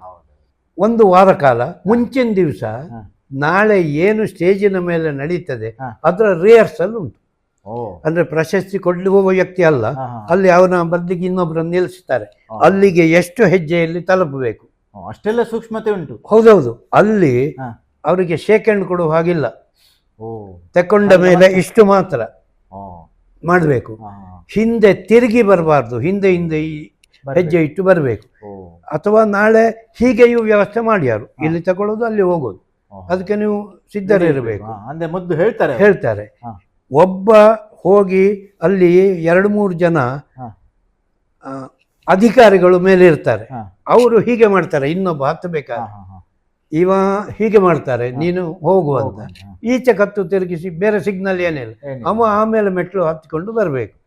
ಅದರ ಪೂರ್ಣ ರಿಹರ್ಸಲ್ ಉಂಟು. ನಮಗೆ ಪ್ಲೇಸ್ ಎಲ್ಲವನ್ನು ಮೊದಲನೇ ದಿವಸ ಮಾಡಿ ತೋರಿಸ್ತಾರೆ, ಮಾಡಿ ತೋರಿಸಬೇಕು, ನಾವು ಮಾಡಿ ತೋರಿಸ್ಬೇಕು. ಲಾಸ್ಟಿಗೆ ಹೇಳ್ತಾರೆ ಇದೇ ನಾಳೆಗೆ ತಪ್ಪಲಿಕ್ಕಿಲ್ಲ ಅಂತ. ಓಕೆ. ಸೊ ಅಷ್ಟೊಂದು ವ್ಯವಸ್ಥಿತವಾಗಿ ಅದನ್ನು ಅರೇಂಜ್ ಮಾಡಿರ್ತಾರೆ, ಅಂದ್ರೆ ಆ ಪ್ರೋಟೋಕಾಲ್ ಅದನ್ನೆಲ್ಲವನ್ನು ಪಾಲಿಸಬೇಕಾಗ್ತದೆ. ಮತ್ತೆ ಅಲ್ಲಿ ನಿಮ್ಗೆ ಎಕ್ಸ್ಟ್ರಾ ಫೋಟೋ ತೆಗಿಲಿಕ್ಕೂ ಕೂಡ ಮೇಲೆ ನಿಲ್ಲಕ್ಕಿಲ್ಲ. ಅಂದ್ರೆ ಒಂದು 25 ಜನ ಫೋಟೋಗ್ರಾಫರ್ಗಳು ಕೆಳಗಿಂದ ಇರ್ತಾರೆ. ಅವ್ರು ಏನಿದ್ರು ನಡ್ಕೊಂಡು ಬಂದು ಕೊಡುವಾಗ ತೆಕ್ಕೊಡುವಾಗ ನಮಸ್ಕಾರ ಮಾಡುವಾಗ, ಬೇಕಿದ್ರೆ ಆಚೆ ಹೋಗುವಾಗ ತೆಗಿಬೇಕೆ ವಿನ ಈಗ ನಮ್ಗೊಂದು ಅವರೊಟ್ಟಿಗೆ ನಿಂತು ನಮ್ದೊಂದು ಸ್ಪೆಷಲ್ ಅವಕಾಶವೇ ಇಲ್ಲ. ಹಾಗಿಲ್ಲ, ಅಂದ್ರೆ ಅವರದೊಂದು ಸಿಸ್ಟಮ್ ಉಂಟು. ಹೌದು, ಯಾಕಂದ್ರೆ 300, ನಾನು ಹೋದ ವರ್ಷ 333 ಜನರಿಗೆ ಪ್ರಶಸ್ತಿ ಇತ್ತು.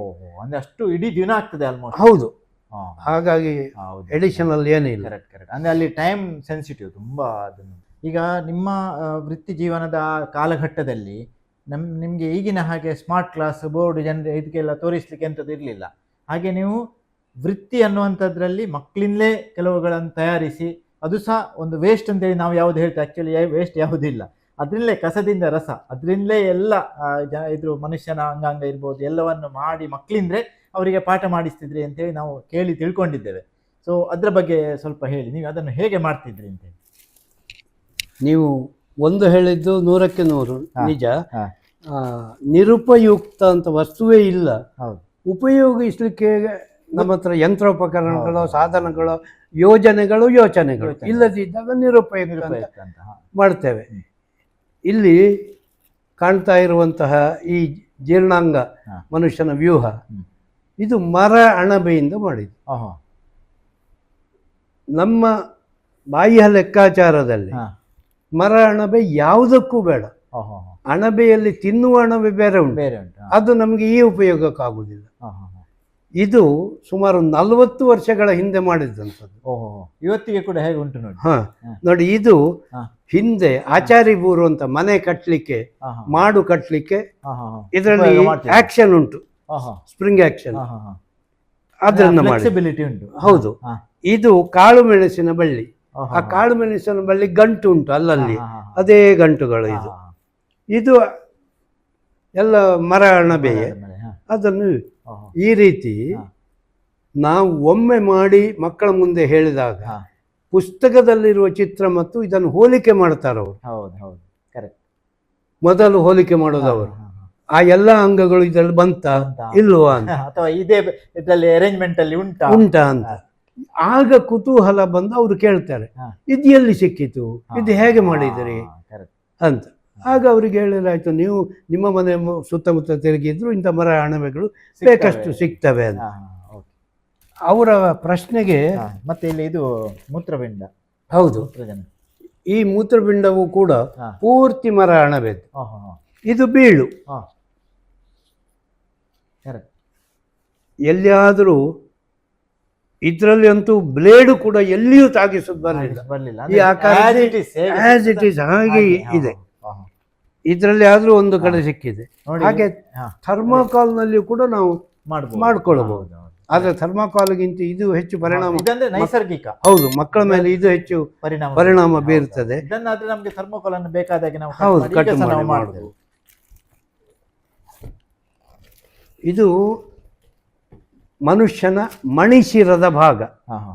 ಹಿಂಭಾಗದಲ್ಲಿ ಇದೇ ವ್ಯವಸ್ಥೆ ಉಂಟು. ಇಡೀ ಶರೀರದಿಂದ ಕಾರ್ಯವಾಹಿ ಮತ್ತು ಜ್ಞಾನವಾಹಿ ನರಗಳು ಮೆದುಳಿಗೆ ಬರುವಂಥದ್ದು. ಆದ್ರಿಂದ ಈ ಭಾಗಕ್ಕೆ ಹೊಡಿಬಾರದು, ಈ ಭಾಗ ಅತ್ಯಂತ ಜಾಗರೂಕತೆಯನ್ನು ನೋಡಬೇಕಾದ್ದು. ಆದ್ರಿಂದಲೇ ಜುಟ್ಟು ಬಿಡುವ ಕ್ರಮ ಇದ್ದದ್ದು. ಮಹಿಳೆಯರು ಜಡೆ ಕಟ್ಟುವಾಗ ಕೂಡ ಇಲ್ಲ ಜಡೆ ಇಲ್ಲಿ ಮಾಡ್ಬೋದು. ಅದೇನು ಹೌದು, ಇಲ್ಲಿಗೆ ಬರ್ಬೇಕಂದ್ರೆ ಏನು, ಅದರ ಮೂಲ ಉದ್ದೇಶವೇ ಇದು. ಈ ಮನುಷ್ಯರದ ಭಾಗ ಅತ್ಯಂತ ಇಲ್ಲಿ ಈ ಕತ್ತಿನ ಭಾಗಕ್ಕೆ ಹೆಚ್ಚಾಗಿ ತುಂಡರಿಸ್ತಾರೆ ಅಥವಾ ಹೊಡಿತಾರೆ. ಕಾರಣ ಏನಂದ್ರೆ ಇಡೀ ಶರೀರದ ಸಂಪರ್ಕ ಮೆದುಳಿಗಿರೋದು ಇಲ್ಲಿ. ಇದನ್ನು ಒಂದು ತುಂಡಿಸುವಾಗ ಮೇಲಕ್ಕೆ ಯಾವುದೇ ಆಜ್ಞೆ, ಮೇಲಿನಿಂದ ನೀನೀಗ ಹೀಗೆ ಮಾಡಬೇಕು, ಓಡಬೇಕು, ದೂಡಬೇಕು, ಯಾವ ಆಜ್ಞೆಯೂ ಬರುವುದಿಲ್ಲ. ಅದರಿಂದ ಮೊದಲು ಇಲ್ಲಿ ಮೆದುಳು ಬಳ್ಳಿ. ಹೌದು, ಮೆದುಳು ಬಳ್ಳಿ. ಇದು ನೀವು ಎಷ್ಟು ವರ್ಷದ ಹಿಂದೆ ಸುಮಾರು? ಇದಕ್ಕೆ ಸುಮಾರು 40 ವರ್ಷ ಆಯುಷ್ಯ. 40 ವರ್ಷದ ಹಿಂದೆ ರೆಡಿ ಮಾಡಿ. ಅದಕ್ಕಿಂತ ನನಗೆ ಗೊತ್ತಿದ್ದಾಗ ಸುಮಾರು ಒಂದು 25 ಜನ ಹಾ. B.Edನವರು ಹಾ. ಮನೆಗೆ ಬರೋದು, ಹಾ. ತಕೊಂಡು ಹೋಗೋದು. ಹಾ. ಅವರು ಅಲ್ಲಿಯ ಇದರ ಮೇಲೆ ಪೆನ್ನಲ್ಲಿ ಮಾರ್ಕ್ ಹಾಕೋದು. ಹಾ. ನಾನು ಪ್ರತಿ ಸಲ ಬಂದ ಮೇಲೆ ಅದನ್ನು ತೆಗೆಯೋದು, ಹೊಸ ಕವರ್ ಮಾಡೋದು. ಇಂಥದ್ದು ಕೆಲವರೆಲ್ಲ ಹಿಡ್ಕೊಂಡೋಗಿ B.Edನಲ್ಲಿ ಪಾಸ್ ಆಗಿದ್ದಾರೆ. ಹಾಕಿದ್ದಾರೆ. ಮತ್ತೆ ಇದು ಕೂಡ ಇದರದ್ದು ಧಾನ್ಯಗಳದ್ದು. ಇದು ಧಾನ್ಯಗಳದ್ದು. ಅಂದರೆ ನೀವು ಹಾಗೆ ಹೇಳಿದ ಹಾಗೆ ನಿರುಪಯುಕ್ತ ಅಂತ ಇಲ್ಲ. ನಮ್ಮ ಹತ್ರ ಸ್ವಲ್ಪ ಕಲಾಗಾರಿಕೆ, ಹೌದಪ್ಪ, ಮತ್ತೆ ಸಮಯ, ಅಬ್ಸರ್ವೇಷನ್. ಹೌದು, ಒಂದನೇ ಸಲ ಮಾಡಿದ್ದು ಸ್ವಲ್ಪ ಹಾಳಾದಿತ್ತು, ಇನ್ನೊಮ್ಮೆ ಮಾಡುವ ಎಂಬ ಪ್ರಯತ್ನಿಸುವ ಒಂದು ಮಾನಸಿಕ ಮನೋಸ್ಥಿತಿ ಬೇಕು. ಇದು ಪೂರ್ತಿ ಇದರಲ್ಲಿ ಧಾನ್ಯಗಳೇ, ಯಾವ್ಯಾವ ಧಾನ್ಯಗಳು ಉಂಟು ಅಂತ ಇಲ್ಲೇ ಬರೆದಿದೆ. ಉದ್ದು ಬೇಳೆ, ಕಡಲೆಬೇಳೆ, ಸಾಸಿವೆ, ಬಡೆಸೊಪ್ಪು, ಅಷ್ಟನ್ನೇ ಉಪಯೋಗ ಮಾಡಿದಂತ. ಸೊ ಇದರಿಂದಲೇ ನೀವು ಅಂದ್ರೆ ಮಕ್ಕಳಿಗೆ ಒಂದು ಎನ್ಕರೇಜ್ ಮಾಡ್ತಿದ್ರಿ, ಅಂದ್ರೆ ಇಲ್ಲಿ ಲೋಕಲ್ ಸಿಗುವಂತಹ ವಸ್ತುಗಳನ್ನೇ ಉಪಯೋಗ ಮಾಡಿ. ಇದರ ಪ್ರಯೋಜನ ಎಲ್ಲ ಯಾಕಂದ್ರೆ ಅವರ ಮನೆಗಳಿಗೆ ಹೋದಾಗ ಅವರು ರಂಗೋಲಿಗೆ ಇದನ್ನು ಇಟ್ಟು ಮಾಡಿದ್ದನ್ನು ನೋಡಿದೆ. ಆಗ ಅಯ್ಯೋ, ನನಗೆ ಐಡಿಯಾ ಬರಲಿಲ್ಲല്ലോ ಹೀಗೆ ಮಾಡಬಹುದು ಅಂತ. ಅವರಲ್ಲಿ ನೋಡುವಾಗ ಅವರ ಧಾನ್ಯಗಳನ್ನಿಟ್ಟು ರಂಗೋಲಿ ಮಾಡಿದ್ದಾರೆ ಹುಡಿಯ ಬದಲಿಗೆ. ಅದೇ ನಾವು ಸ್ವಲ್ಪ ಅವರಿಗೆ ದಾರಿ ತೋರಿಸಿ, ಆಕ್ಚುಲಿ ಮಕ್ಕಳಿಗೆ ಸ್ವಲ್ಪ ದಾರಿ ತೋರಿಸಿದ್ರೆ ಹೌದು, ಮತ್ತೆ ಅವರೇ ದಾರಿಯನ್ನು ಹುಡುಕಿಕೊಂಡು ಹೋಗ್ತಾರೆ. ಅದಕ್ಕೆ ಒಂದು ಒಳ್ಳೆ ಇದು ನಿದರ್ಶನ. ಹೌದೌದು, ಅದು ನನಗೆ ಯಾವುದ್ರಲ್ಲಿ ಮಾಡಿರುವಂತದ್ದು ಅತ್ಯಂತ ನಿರುಪಯುಕ್ತ ಜಾನುವಾರುಗಳಿಗೆ ಹಾಕುವಂತಹ ಬೈಹುಲ್ಲು. ಇದರ ಪ್ರೇರಣೆ ಹೇಗೆ ಬಂತಂದ್ರೆ, ಸುಧಾ ತರಂಗದಲ್ಲಿ ಸುಮಾರು 35-40 ವರ್ಷಗಳ ಹಿಂದೆ ಮೈಸೂರಿನ ಚಿನ್ನದ ಅಂಬಾರಿ ಜೋಳದ ಕಡ್ಡಿಯಿಂದ ಮಾಡಿದ್ದು ಒಂದು ಚಿತ್ರ ಬಂತು. ಅದು ಸುಧಾದಲ್ಲಿ ಓದುವ ಕಂಡಿತ್ತು. ನಮ್ಮಲ್ಲಿ ಜೋಳ ಕಡ್ಡಿ ಇಲ್ಲ, ನಮ್ಮಲ್ಲಿ ಇರೋದು ಭತ್ತ, ಅದರಲ್ಲಿ ಯಾಕೆ ಸಾಧ್ಯ ಇಲ್ಲ ಅಂತೇಳಿ ಇದು ಪೂರ್ಣ ಮೈಸೂರು ಚಿನ್ನದ ಅಂಬಾರಿಯೇ. ಇದಕ್ಕೆ ಶೈನಿಂಗ್ ಉಂಟು ನೋಡಿ. ಅದಕ್ಕೆ ಬೈಹುಲ್ಲಿಗೆ ಹೌದು ಶೈನಿಂಗ್ ಉಂಟು, ಅಂದ್ರೆ ಬೇರೆ ಬೇರೆ ಕಲರ್ ಕಾಂಬಿನೇಷನ್ ಉಂಟು. ಅಷ್ಟು ಮಾತ್ರ ಅಲ್ಲ, 3D ಇದು. ಹೌದು, 3D ಇಫೆಕ್ಟ್ ಉಂಟು. ಹೌದು, ಅದಂದ್ರೆ ಇಲ್ಲಿ ಡಾರ್ಕ್, ಹೌದು, ಇಲ್ಲಿ ಇದು, ಅದು ಹೀಗೆ ಮಾಡಿ ತೋರಿಸ್ತದೆ. ಇದು ಸುಮಾರು ಎಷ್ಟು ವರ್ಷದ ಹಿಂದೆ ಮಾಡಿದ್ದು? ಇದು ಕೂಡ 30-40 ವರ್ಷ ಹಿಂದೆ. 2003ರ ಬಳಿಕ ಯಾವುದನ್ನೂ ಮಾಡಲಿಲ್ಲ.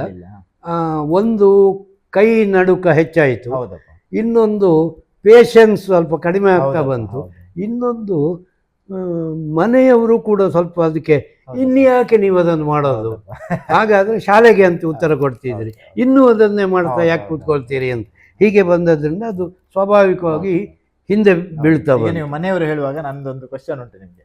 ಇದು ಇಷ್ಟೆಲ್ಲ ಆಗ್ಬೇಕಿದ್ರೆ ನಮಗೆ ಮನೆಯವರ ಸಪೋರ್ಟ್ ಬೇಕೇ ಬೇಕು. ಅವರ ಒಂದು ನಮಗೆ ಬೆಂಬಲ ಇಲ್ಲದಿದ್ದರೆ ನಾವು ಯಾವುದೇ ಸಾಧನೆ ಮಾಡಲಿಕ್ಕೆ ಸಾಧ್ಯ ಇಲ್ಲ. ನಮ್ಮ ಪುರುಷರಲ್ಲಿ ಯಾರು ಇರಲಿ, ನಮ್ಮ ಫ್ಯಾಮಿಲಿ ಮುಖ್ಯ. ಸೊ ಇದಕ್ಕೆ ನಿಮ್ಮ ಶ್ರೀಮತಿ ಇರಲಿ, ನಿಮ್ಮ ಮಕ್ಕಳು ಇರಲಿ, ಅವರ ಒಂದು ಬೆಂಬಲದ ಬಗ್ಗೆ ಸ್ವಲ್ಪ ಅವರ ಬಗ್ಗೆ ಸಹ ಹೇಳಿ. ಈ ಬೆಂಬಲ ಬಹುಶಃ ಎಲ್ಲರಿಗೆ ಎಲ್ಲ ರೀತಿಯಿಂದ ಬೆಂಬಲ ಸಿಕ್ಕೇ ಸಿಗ್ತದೆ ಅಂತ ಹೇಳಲಿಕ್ಕೆ ಆಗುವುದಿಲ್ಲ. ಯಾಕಂದರೆ ಈ ನನ್ನ ಕೈ ಕಸಬಿನಲ್ಲಿ ಗಂಟೆ ಕಟ್ಟಲೆ ಅವರು ಯಾರೂ ಬೇರೆ ಮುಟ್ಟಬಾರ್ದು. ಯಾಕಂದರೆ ಅದು ಒಣಗುವವರೆಗೆ ಅದರ ಮೇಲೆ ಭಾರ ಇಡಬೇಕು. ಅದು ಒಂಚೂರು ಒಮ್ಮೆ ತೆಗೆದು ನೋಡಿದರೆ ಅದು ಬೇರೆ ಹೋಗ್ತದೆ, ಇರ್ತದೆ. ಅಷ್ಟು ಅವರಿಗೆ ಹೇಳಿದ್ರು ಕೂಡ ಕೆಲವೊಮ್ಮೆ ತೆಗಿತಿದ್ರು. ಎರಡನೇದಾಗಿ ಕರಟದಿಂದ ಬೇರೆ ಬೇರೆ ವಸ್ತು ಮಾಡುವಾಗ ವಿಪರೀತ ಶಬ್ದ ಬರ್ತದೆ, ಧೂಳು ಬರ್ತದೆ. ಹೌದು, ಅದರಲ್ಲಿ ಉಂಟು ಸುಮಾರು ಒಂದು 100 ವಸ್ತುಗಳು ಮಾಡಿದ್ದುಂಟು. ಮಕ್ಕಳು ಕೂಡ ಮಾಡಿ ಶಾಲೆಗೆ ತಂದಿದ್ದಾರೆ. ಈಗಲೂ ಕೆಲವರು ಮಾಡಿ ತರ್ತಾ ಇರುವವರು ಇದ್ದಾರೆ. ಅದು ಗೆರಟೆದ್ದು ಧೂಳು ಆಗ್ತದೆ, ತುಂಬಾ ಧೂಳು ಆಗ್ತದೆ. ಆಮೇಲೆ ನನ್ನ ಹತ್ರ ಯಾವುದೇ ಉಪಕರಣ ಇಲ್ಲದಿದ್ದಾಗ ಅದನ್ನು ಪಲಾಯಿಕಲ್ಲಿಗೆ ಏನು ಹೇಳೋದು ಕನ್ನಡದಲ್ಲಿ, ಹಾಸುಗಲ್ಲಿಗೆ ತಿಕ್ಕುತ್ತಿದ್ದೆ. ಅದು ಶಬ್ದ ಕೇಳೋದು ಬೇಡ. ಅಂದ್ರೆ ಆಗ ಇದು ನಾವು ಪಾಲಿಶ್ ಪೇಪರ್ ಹೇಳ್ತೇವಲ್ಲ, ಪಾಲಿಶ್ ಪೇಪರ್ ಅದಕ್ಕೆ ತಾಗುದಿಲ್ಲ, ಸ್ಯಾಂಡ್ ಪೇಪರ್ ತಾಗುದಿಲ್ಲ. ಅದು ಒಂದು 4 ಸಲ ಆಗುವಾಗ ನೈಸ್ ಆಗಿ ಬಿಡ್ತದೆ. ಮತ್ತೆ ಅದಕ್ಕೆ ಅಂಟಿಸಿದ್ದದು ಮೇಲಿನಿಂದ ಅದು ಉದುರಿ ಹೋಗ್ತದೆ. ಆಮೇಲೆ ಅರಗಳನ್ನು ತಗೊಳ್ಳಿಕ್ಕೆ ಶುರು ಮಾಡಿದೆ, ಅದು ಕೆಲಸ ಮಾಡ್ತದೆ. ಆದ್ರೆ ಮೊದಲು ಮಾಡ್ತಾ ಇದ್ದದ್ದು ಇದೆ, ಚೂರಿ ಮತ್ತೆ ಇದರಿಂದ. ಆಗ ಮನೆಯವರ ಸಹನೆ ಅಸಹನೆ ಪರೀಕ್ಷೆ ಆಗ್ತದೆ. ಆ ಗಲಾಟೆ ತಡೆಯದಿದ್ದಾಗ ಇದೊಮ್ಮೆ ಸಾಕು ನಿಲ್ಲಿಸಿ ಅಂತಲೂ ಬರ್ತದೆ. ಆಗ ಸ್ವಲ್ಪ ದೂರ ಹೋಗಿ ಮಾಡುವಂಥದ್ದು, ನಿಲ್ಲಿಸುವ ವಿಷಯ ಇಲ್ಲ, ನಿಲ್ಲಿಸುವ ವಿಷಯ ಇಲ್ಲ, ಸ್ವಲ್ಪ ದೂರ. ಎರಡನೇದು, ಇವತ್ತು ಒಂದು ದಿವಸ ನಿನ್ನ ಗಲಾಟೆ ಪೂರ ತಡ್ಕೊ, ಇದು ಮಾಡಿದ ಮೇಲೆ ಏನು ಅಂತ ಹೇಳುವಂತ. ಹಾಗೆ ಅವರಿಗೆ ಮಾಡುವವರೆಗೆ 3-4 ದಿವಸ ಅಸಹನೆಯನ್ನು ತಡ್ಕೊಳ್ಳುವ ಹಾಗೆ ಮಾಡಿ, ಪೂರ್ತಿ ಆದ ಮೇಲೆ ಅವರಿಗೆ ತೋರಿಸಿದಾಗ ಓ ಇದು ಚಂದ ಆಗ್ತದೆ, ಆಮೇಲೆ ಸ್ವಲ್ಪ ಹೆಚ್ಚು ಸಪೋರ್ಟ್ ಬರ್ಲಿಕ್ಕೆ ಶುರು ಆಗ್ತದೆ.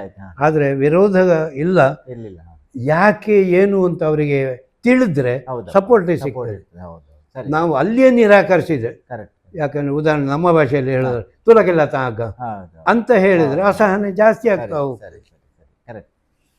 ಈಗ ನೀವು ನಿಮ್ಮ ಶಿಕ್ಷಣ ಪದ್ಧತಿಯಲ್ಲಿ ಪುಸ್ತಕದ ಹೀಗೆ ನಾವು ಓಕಲಿ ಹೇಳುವುದರ ಜೊತೆಗೆ ಹೀಗೆ ನೀವು ಎಲ್ಲ ಪ್ರಾಕ್ಟಿಕಲ್ ಮಾಡಿ ತೋರಿಸಿ ಮಕ್ಕಳಿಗೆ ಜೀವನ ಶಿಕ್ಷಣವನ್ನು ಅಂದರೆ ಆ ವೃತ್ತಿ ಹೇಳುವಂಥ ಸ್ಕಿಲ್ ಡೆವಲಪ್ಮೆಂಟ್ ಕೂಡ ಮಾಡಿಸ್ತಿದ್ರಿ.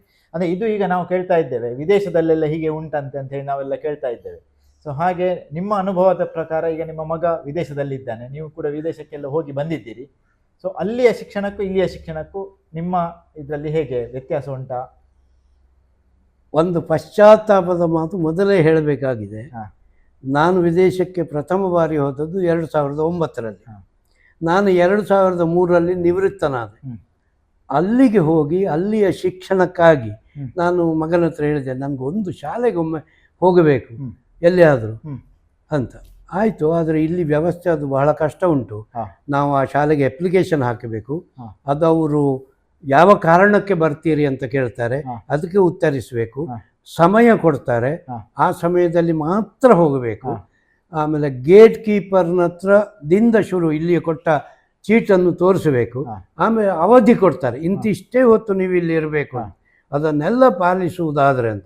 ಆಯಿತು, ಪಾಲಿಸುವ, ನೀನು ಇದೆಯಲ್ಲ ಒಟ್ಟಿಗೆ ಅಂತ ಹೇಳಿಕೊಂಡು ಒಂದು ಶಾಲೆಗೆ ಹೋದೆ. ನಮ್ಮ ಚಿಕ್ಕ ಮಕ್ಕಳ ಶಾಲೆ. ಅಂದರೆ ಎಷ್ಟನೇ ತರಗತಿಯಿಂದ ಎಷ್ಟನೇ ತರಗತಿ ಅಂದಾಜು? ಅದು ಸಾಮಾನ್ಯ ಪೂರ್ವ ಪ್ರಾಥಮಿಕ ಹೇಳ್ತೇವೆ, LKG. ಅಲ್ಲಿಂದ 3ನೇ ತರಗತಿವರೆಗೆ ಮಾತ್ರ ಅಲ್ಲಿ ಆ ಶಾಲೆಯಲ್ಲಿ.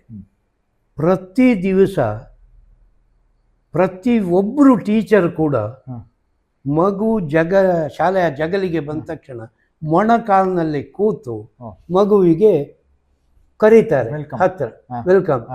ಸ್ವಲ್ಪ ಮಗುವಿನ ಮುಖದಲ್ಲಿ ಇವತ್ತು ಬೇಸರ ಉಂಟು ಅಂತಾದರೆ ಅಲ್ಲಿಯೇ ತೊಡೆಯಲ್ಲಿ ಕೂತ್ಕೊಳ್ಸಿ ಮನೆಯ ಸಮಾಚಾರ ವಿಚಾರಿಸಿ ಮತ್ತೆ ಕ್ಲಾಸಿಗೆ. ಅಂದರೆ ಆರಂಭದಿಂದ ಏನಂದರೆ ಮಗು ಸಂತಸದಾಯಕವಾಗಿ ಇರಬೇಕು. ಆ ಸಂತಸದಾಯಕವಾಗಿರಬೇಕಾದ್ರೆ ಶಿಕ್ಷಕರ ಹೆದರಿಕೆ ಎಂಬುದು ಅದಕ್ಕೆ ಇಲ್ಲವೇ ಇಲ್ಲ ಅಂತ ಆಗಬೇಕು. ಅದಕ್ಕಾಗಿ ಅದನ್ನು ಪ್ರಥಮದಲ್ಲಿ ಪ್ರತಿನಿತ್ಯ ನಾನು ಹೋದದ್ದು ಒಂದು ದಿವಸ, ಮತ್ತೆ ಕೇಳಿದೆ ಇದು ಒಂದು ದಿವಸಕ್ಕಾಗಿ ಅಲ್ಲ, ಪ್ರತಿ ದಿವಸ ಮಾಡಬೇಕು. ನೋಡಿ ಅಲ್ಲಿ CC ಕ್ಯಾಮೆರಾ ಉಂಟು, ಅದು 3 ತಿಂಗಳಿಗೊಮ್ಮೆ ಅಬ್ಸರ್ವ್ ಮಾಡುವವರು ಇದ್ದಾರೆ. 3 ತಿಂಗಳಿಗೊಮ್ಮೆ ಪ್ರತಿ ಮನೆಗೆ ಮಗುವಿನ ಶಿಕ್ಷಣದ ಬಗ್ಗೆ CD ಮಾಡಿ ಕಳಿಸ್ಬೇಕು.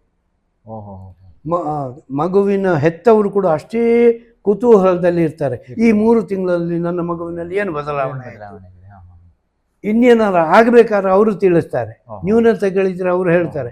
ಹಾಗಾಗಿ ಪ್ರತಿ ಮಗುವಿನ 3 ತಿಂಗಳಿಗೊಮ್ಮೆ ವಿಡಿಯೋ. ಅಂದ್ರೆ ಮಗುವಿಗೆ ಅದು ಮನೆಯವರ ಹಾಗೆ. ಇನ್ನು ಮಗುವಿಗೆ ಎಟಕುವಷ್ಟೇ ಎತ್ತರದಲ್ಲಿ ಆಟದ ಸಾಮಾನುಗಳು, ಎಷ್ಟು ಮಗುವಿನ ಹೈಟಿಗೆ ಅಂದ್ರೆ 1.5-2 ಅಡಿಗಿಂತ ಎತ್ತರದಲ್ಲಿ ಯಾವುದು ಎಲ್ಲ ಅದರ ಕೆಳಗಡೆ. ಮತ್ತೆ ಯಾವ ಮಗು ಯಾವ ಅದೆಯಿಂದ ತೆಗೆದಿದೆ ಅಲ್ಲಿಯೇ ಇಡುವ ಹಾಗೆ ಮಗುವಿಗೆ ಅವರು ಶಿಕ್ಷಣ ಕೊಡ್ತಾರೆ. ಎಲ್ಲಾದ್ರೂ ಒಂದು ಕಡೆ ಇಟ್ಟು ಬಿಡುವುದಿಲ್ಲ. ಹೌದು, ಅದರಿಂದ ನನ್ ಖಂಡಿತ ಅದರಲ್ಲಿ ಏನು ವಿಶೇಷತೆ ಅಂತ ಇಲ್ಲ. ಮಗು ಮನೆಯಲ್ಲಿ ಕೂಡ ಒಂದು ಸೊತ್ತನ್ನು ತಕೊಂಡ್ರೆ ಅಲ್ಲೇ ಇಡ್ತದೆ. ಇಲ್ಲಿಂದ ಶುರು ಆದದ್ದು ಅದು. ನಮ್ಮಲ್ಲಿ ಏನಾಗ್ತದೆ, ಎಲ್ಲಾರು ಇಟ್ಟು ಬಿಡು, ಅಗತ್ಯ ಬಿದ್ದಾಗ ಕೆಳಗೆ ಬಿದ್ದಿರ್ತದೆ, ಅದು ಮತ್ತೆ ತಾಯಿಯಂದಿರು ತೆಗೆದ ಮೇಲೆ ಇಡಬೇಕು. ಆಟದ ಉಪಕರಣ ಅದು ಎಷ್ಟಿರಬಹುದು ಒಂದು ತರಗತಿಯಲ್ಲಿ ಅಂತ ಹೇಳಲಿಕ್ಕೆ ಸಾಧ್ಯ ಇಲ್ಲ. ಅಷ್ಟು ಆಟದ ಉಪಕರಣಗಳು. ಮತ್ತೆ ನಮ್ಮ ಇಂಡಿಯಾದ ಉಪಕರಣಗಳ ಅಂತಲ್ಲ, ಅದನ್ನು ಹಿಡಿದು ನೆಲಕ್ಕೆ ಬಡದರೂ ಕೂಡ ಏನೂ ಆಗೋದಿಲ್ಲ. ಯಾವ ಮಗು ಯಾವುದನ್ನು ಎತ್ತಿ ಆಡ್ಬೋದು. ಆಡ್ತಾ ಇರುವಾಗ ಇವರು ಕಲಿಸುವ ಕಡೆ ಆ ಮಗುವನ್ನು ಕರೆಯೋದೇ ಇಲ್ಲ. ಅದು ಬಿಟ್ಟು ಈಚೆ ಬಂತು ಅಥವಾ ಬೇರೆ ಮಗುವಿಗೆ ಏನೋ ಒಂದು ಬೇರೆ ಸಬ್ಜೆಕ್ಟ್ ಹೇಳ್ತಾರೆ ಇರುವಾಗ ಈ ಮಗುವನ್ನು ಅಲ್ಲಿಗೆ ಜಾಯಿಂಟ್ ಮಾಡಿಕೊಳ್ತಾರೆ, ಅಲ್ಲಿವರೆಗೆ ಆ ಮಗುವನ್ನು ಅದಕ್ಕೆ ಬಿಡುತ್ತಾರೆ. ಅಷ್ಟು ಸಿಸ್ಟಮ್ಯಾಟಿಕ್. ಹೌದು. ಇನ್ನೊಂದು ಗಮನಿಸಿದ್ದು, ಸಾಮಾನ್ಯ ಎಲ್ಲ ಮಕ್ಕಳಲ್ಲಿ ಇದ್ದ ಹಾಗೆ ವಿದೇಶದ ಮಕ್ಕಳಲ್ಲಿ ಉಂಟು. ಒಂದು ಆಟದ ವಸ್ತು ನೀವು ತಗೊಂಡ್ರೆ ನನಗೂ ಅದು ಬೇಕು. ಈ ಕಲ್ಪನೆ ಬಂದು ಎರಡೂ ಮಕ್ಕಳು ಸ್ವಲ್ಪ ಹೇಳ್ಕೊಳ್ಳೋದೆಲ್ಲ ಶುರು ಮಾಡಿದ ತಕ್ಷಣ ಟೀಚರ್ ಸುಲಭ ಉಪಾಯ ನನಗೆ ಕಂಡದ್ದು, ಹತ್ತಿರ ಮಂಡಿ ಹಾಕಿ ಕೂತ್ಕೊಂಡು, ಈಗ ಸ್ವಲ್ಪ ಹೊತ್ತು ನಿನ್ನ ಹತ್ರ ಇರೋದು, ನೀನು ಸ್ವಲ್ಪ ಆದ್ಮೇಲೆ ಇವಳಿಗೆ ಕೊಡಬೇಕು. ಈ ಮಗುವಿಗೆ ಹೇಳ್ತಾರೆ ನೀನು 2 ನಿಮಿಷ ಕಾಯಬೇಕು, ಅದು ನಿನಗೆ ಸಿಗ್ತದೆ. ನಿನಗೆ ಸಿಕ್ಕಿದ ಮೇಲೆ ನಿನಗೆ ಅದು 5 ನಿಮಿಷ ನಿನ್ನ ಹತ್ರ ಇರ್ತದೆ. ಆ ಸಂತಸಕ್ಕಾಗಿ ಇದು 2 ನಿಮಿಷ ಕಾಯ್ತಾ ಇರ್ತದೆ. ಪೇಷನ್ಸ್. ಆ ಮಗುವಿಗೆ ಹೇಳ್ತಾರೆ ನೀನು ಇಷ್ಟೊತ್ತು ಆಡಿದ್ದಿ, ಇನ್ನು 5 ನಿಮಿಷ ಇದು, ಅಥವಾ ಇಬ್ರು ಒಟ್ಟಿಗೆ ಆಡ್ತೀರಾ ಅಂತ ಹೇಳ್ತಾರೆ. ಆಗ ಗಲಾಟೆ ಮಾಡಿದ ಮಗು ಒಟ್ಟಿಗೆ ಆಡ್ತವೆ ಅಂತ ಸುಲಭದಲ್ಲಿ ಹೋಗ್ತದೆ. ಹೀಗೆ ಸಂಬಂಧವನ್ನು ಮತ್ತೆ ಎಲ್ಲಿಯೂ ತಕರಾರು, ಅವರಲ್ಲಿ ಸ್ನೇಹ ಭಾವಕ್ಕೆ ಕೊರತೆ ಆಗದಂತೆ ಅಲ್ಲಿಂದಲೇ ಅವರು ಉಪಾಯದಿಂದ ಮಾಡಿಕೊಂಡು ಹೋಗ್ತಾರೆ. ತುಂಬಾ ಅವರ ತಿಂಡಿ. ಈಗ ನೀವು ಯಾವ ದೇಶದ ವಿಷಯ ಹೇಳ್ತಾ ಇದ್ದೀರಿ? ಇದು ಅಮೆರಿಕದ ಒಂದು ಶಾಲೆಗೆ ಸ್ವಾಭಾವಿಕ ಅವಕಾಶ ಸಿಕ್ಕಿತು. ಅಲ್ಲಿ ಇಂಡಿಯನ್ ಟೀಚರ್ ಒಬ್ರು ಇದ್ದಾರೆ ಅಂತ ಗೊತ್ತಾಗಿ ಅವರು ಇರುವುದು ಶಾಲೆ ನನ್ನ ಮಗನಿಗೆ ಗೊತ್ತಿದ್ದರಿಂದ ಅಲ್ಲಿ ಅವಕಾಶ ಕೇಳಿದಾಗ ಅವರು ಪ್ರಿನ್ಸಿಪಾಲರಿಗೆ ಹೇಳಿ, ಅವರು ಅಲ್ಲಿ ಒಂದು ಉತ್ತಮ ಶಾಲೆ ರಾಷ್ಟ್ರ ಪ್ರಶಸ್ತಿ ಪಡೆದವರು, ಆದ್ದರಿಂದ ಅವರು ಸುಮ್ಮನೆ ಬರ್ತಾ ಇಲ್ಲ, ಅವರು ಯಾವುದೋ ಒಂದು ಯೋಜನೆ ಇಟ್ಕೊಂಡು ಬರ್ತಾ ಇದ್ದಾರೆ ಅಂತ, ಆಗಲಿ ಬರಲಿ ಅಂತ. ಆಗ ಈ ರಿಸ್ಟ್ರಿಕ್ಷನ್ಗಳು ಕಡಿಮೆ, ಸಮಯದ ರಿಸ್ಟ್ರಿಕ್ಷನ್ ಇಲ್ಲ, ಆಫೀಸ್ ರೂಮಿನವರೆಗೆ ಹೋಗ್ಲಿಕ್ಕೆ ಅವಕಾಶ. ಮತ್ತೆ ಎಲ್ಲ ಟೀಚರ್ಸ್ಗಳನ್ನು ಕೂತ್ಕೊಳಿಸಿ ಒಂದು 10 ನಿಮಿಷ ಕಾನ್ವರ್ಸೇಷನ್ ಮಾಡಿಸಿದ್ರು. ನನಗೆ ಕಷ್ಟ ಏನಾಯ್ತು ಅಂದ್ರೆ ನನಗೆ ಇಂಗ್ಲಿಷ್ ಅವರಷ್ಟು ಬರೋದಿಲ್ಲ, ಆದ್ರೆ ಈ ಟೀಚರ್ ಇಂಗ್ಲಿಷ್ ಅನ್ನು ಅವರಿಗೆ ಅನುವಾದ ಮಾಡಿ ಹೇಳಲಿಕ್ಕೆ ಹೇಳಿ. ಅವರು ಕೇಳಿದ ಮೊದಲ ಪ್ರಶ್ನೆ ಅದೇ, ನಮ್ಮ ಶಿಕ್ಷಣಕ್ಕೂ ನಿಮ್ಮ ಶಿಕ್ಷಣಕ್ಕೂ ಏನು ವ್ಯತ್ಯಾಸ ಕಂಡ್ರಿ ಅಂತ. ನಾನು ಹೇಳಿದೆ, ಇಲ್ಲಿ ಉಪಕರಣಗಳು ಯಾವುದು ಕೂಡ ಕಷ್ಟಪಡದೆ ಮಗುವಿನ ಕೈಗೆ ಸಿಗ್ತದೆ. ನಮ್ಮಲ್ಲಿ ಯಾವ ಉಪಕರಣಗಳು ಮಗುವಿನ ಕೈಗೆ ಹೋಗುವುದಿಲ್ಲ, ನಮಗೆ ಅದು ಹೊಡಿತಾರೆ, ಹಾಳಾಗ್ತದೆ ಅಂತ ಹೆದರಿಕೆ. ಹೀಗೆ ಇಲ್ಲಿಯ ಮತ್ತು ಅಲ್ಲಿಯ ತುಂಬ. ಮತ್ತು ಹಳ್ಳಿಗಾಡಿನಲ್ಲಿ ಆದರೆ ಏನು, ಪೇಟೆ ಪಟ್ಟಣಗಳಲ್ಲಿ ಆದರೆ ಎಲ್ಲ ಕಾನ್ವರ್ಸೇಷನ್ ನಲ್ಲಿ ಬಂದ. ನಿಮ್ಮದು ವೃತ್ತಿ ಜೀವನದಲ್ಲಿ ಇಷ್ಟವರೆಗಿದ್ದು ಈ ಜೀವನದಲ್ಲಿ ಅತ್ಯಂತ ಒಂದು ಖುಷಿ ಕೊಡುವಂಥ ವಿಷಯ, ರಾಷ್ಟ್ರ ಪ್ರಶಸ್ತಿ ಬಿಟ್ಟು ಬೇರೆ, ಮತ್ತೆ ಅತ್ಯಂತ ದುಃಖದಾಯಕ ಅಂದರೆ ಬೇಸರ ತರುವಂತಹ ಒಂದು ವಿಷಯ ಅಂದರೆ ಅದು 2 ವಿಷಯಗಳನ್ನು ಏನು ಅಂತ ಹೇಳ್ಬೋದಾ? ನಿಜವಾಗಿ ಹೇಳಬೇಕಾದ್ರೆ ರಾಷ್ಟ್ರ ಪ್ರಶಸ್ತಿಗಿಂತ ಮಕ್ಕಳೊಟ್ಟಿಗೆ 37 ವರ್ಷ ಕಳೆಯುವಾಗ ಆಗುವ ಅನುಭವದ ಆನಂದ ಅದು ಯಾವ ರಾಷ್ಟ್ರ ಪ್ರಶಸ್ತಿಗೂ ಸಮಲ್ಲ. ಅಷ್ಟು ಖುಷಿ ಕೊಟ್ಟಿದೆ. ಅಷ್ಟು ಖುಷಿ. ನಾನು ಹಲವಾರು ವರ್ಷ 1ನೇ ತರಗತಿಯನ್ನು ತಗೊಳ್ತಾ ಇದ್ದೆ. ಕೆಲವು ನನ್ನ ಶಿಕ್ಷಣ ಪದ್ಧತಿಯನ್ನು ಅಲ್ಲಿ ಆರಂಭಿಸಿ ನೋಡ್ಲಿಕ್ಕಾಗಿ. ಆಗ ನನಗೆ ಹೊಸ ಹೊಸ ವಿಷಯಗಳು ತಿಳಿತು. ಯಾವ ಮಗುವಿಗೆ ಮನೆಯಲ್ಲಿ ತಂದೆ ತಾಯಿಯಿಂದ ದೂರ ಇರುವ ಭಾವನೆ ಬೆಳೆದಿದೆ, ಆ ಮಗು ಇಲ್ಲಿ ಶಿಕ್ಷಕರ ಹತ್ರ ಬಹಳ ಹತ್ರ ಬರ್ತದೆ. ಅಲ್ಲಿ ಸಿಗದ ಪ್ರೀತಿ ಇಲ್ಲಿ ಸಿಗ್ತದೆ. ಎಲ್ಲಿವರೆಗೆ ಅಂದ್ರೆ ಹತ್ರ ಕರೆದ್ರೆ ಅದು ಮೇಜಿನ ಹತ್ರ ಅಲ್ಲ, ಈ ಕಾಲ 2ರ ನಡುವೆ ಬಂದು ನಿಲ್ತದೆ. ಅಂದ್ರೆ ಅದಕ್ಕೆ ಮುಟ್ಟಬೇಕು, ಮೈ ಸವರಬೇಕು, ಅಲ್ಲಿ ಪ್ರೀತಿಯ ಕೊರತೆ. ಹೌದು, ಆ ಪ್ರೀತಿ ಅದನ್ನು ಕಂಡುಕೊಂಡೆ. 2ನೇದಾಗಿ ನಾವು ಸುಮ್ಮನೆ ಇರಬೇಕು, ಸ್ವಲ್ಪ ಕೀಟಲೆ ಅಂತ ಎಣಿಸಿದ್ರು ಕೂಡ ನನಗೆ ಈ ಕಿವಿಯಲ್ಲಿ ರೋಮ ಇತ್ತು. ಕಾಪಿ ತಿದ್ದುವಾಗ ಅಥವಾ ಬೇರೆ ಒಂದು ಮಗುವಿಗೆ ಈ ಅಕ್ಷರ ಹೀಗೆ ಬರಬೇಕು ಹೇಳುವಾಗ ಆ ಮಕ್ಕಳು ಅದನ್ನು ಎಳೆದು ಆನಂದ ಪಡೋದು. ಆನಂದ ಪಡುವಾಗ ಸಲುಗೆ. ಆದರೆ 1-2 ಸಲ ನಾನು ಜೋರು ಮಾಡಿ ನೋಡಿದೆ, ಅದನ್ನೆಲ್ಲ ನೀವು ಮಾಡುವಂಥದ್ದಲ್ಲ ಅಂತ. ನನಗೆ 2ನೇ ದಿವಸದಲ್ಲಿ ತರಗತಿಯಲ್ಲಿ ಭಯದ ವಾತಾವರಣದಲ್ಲಿ ಗೊತ್ತಾಯ್ತು. ಕೂಡಲೇ ಬದಲಾಯ್ತು. ನಾನು ಮೊನ್ನೆ ಸುಮ್ಮನೆ ಹೇಳಿದ್ದೆ, ನೀವು ತೊಂದರೆ ಇಲ್ಲ, ಯಾವುದು ಸಣ್ಣವರು ಮಾಡುವಂಥದ್ದೇ ಅದು ಒಂದು.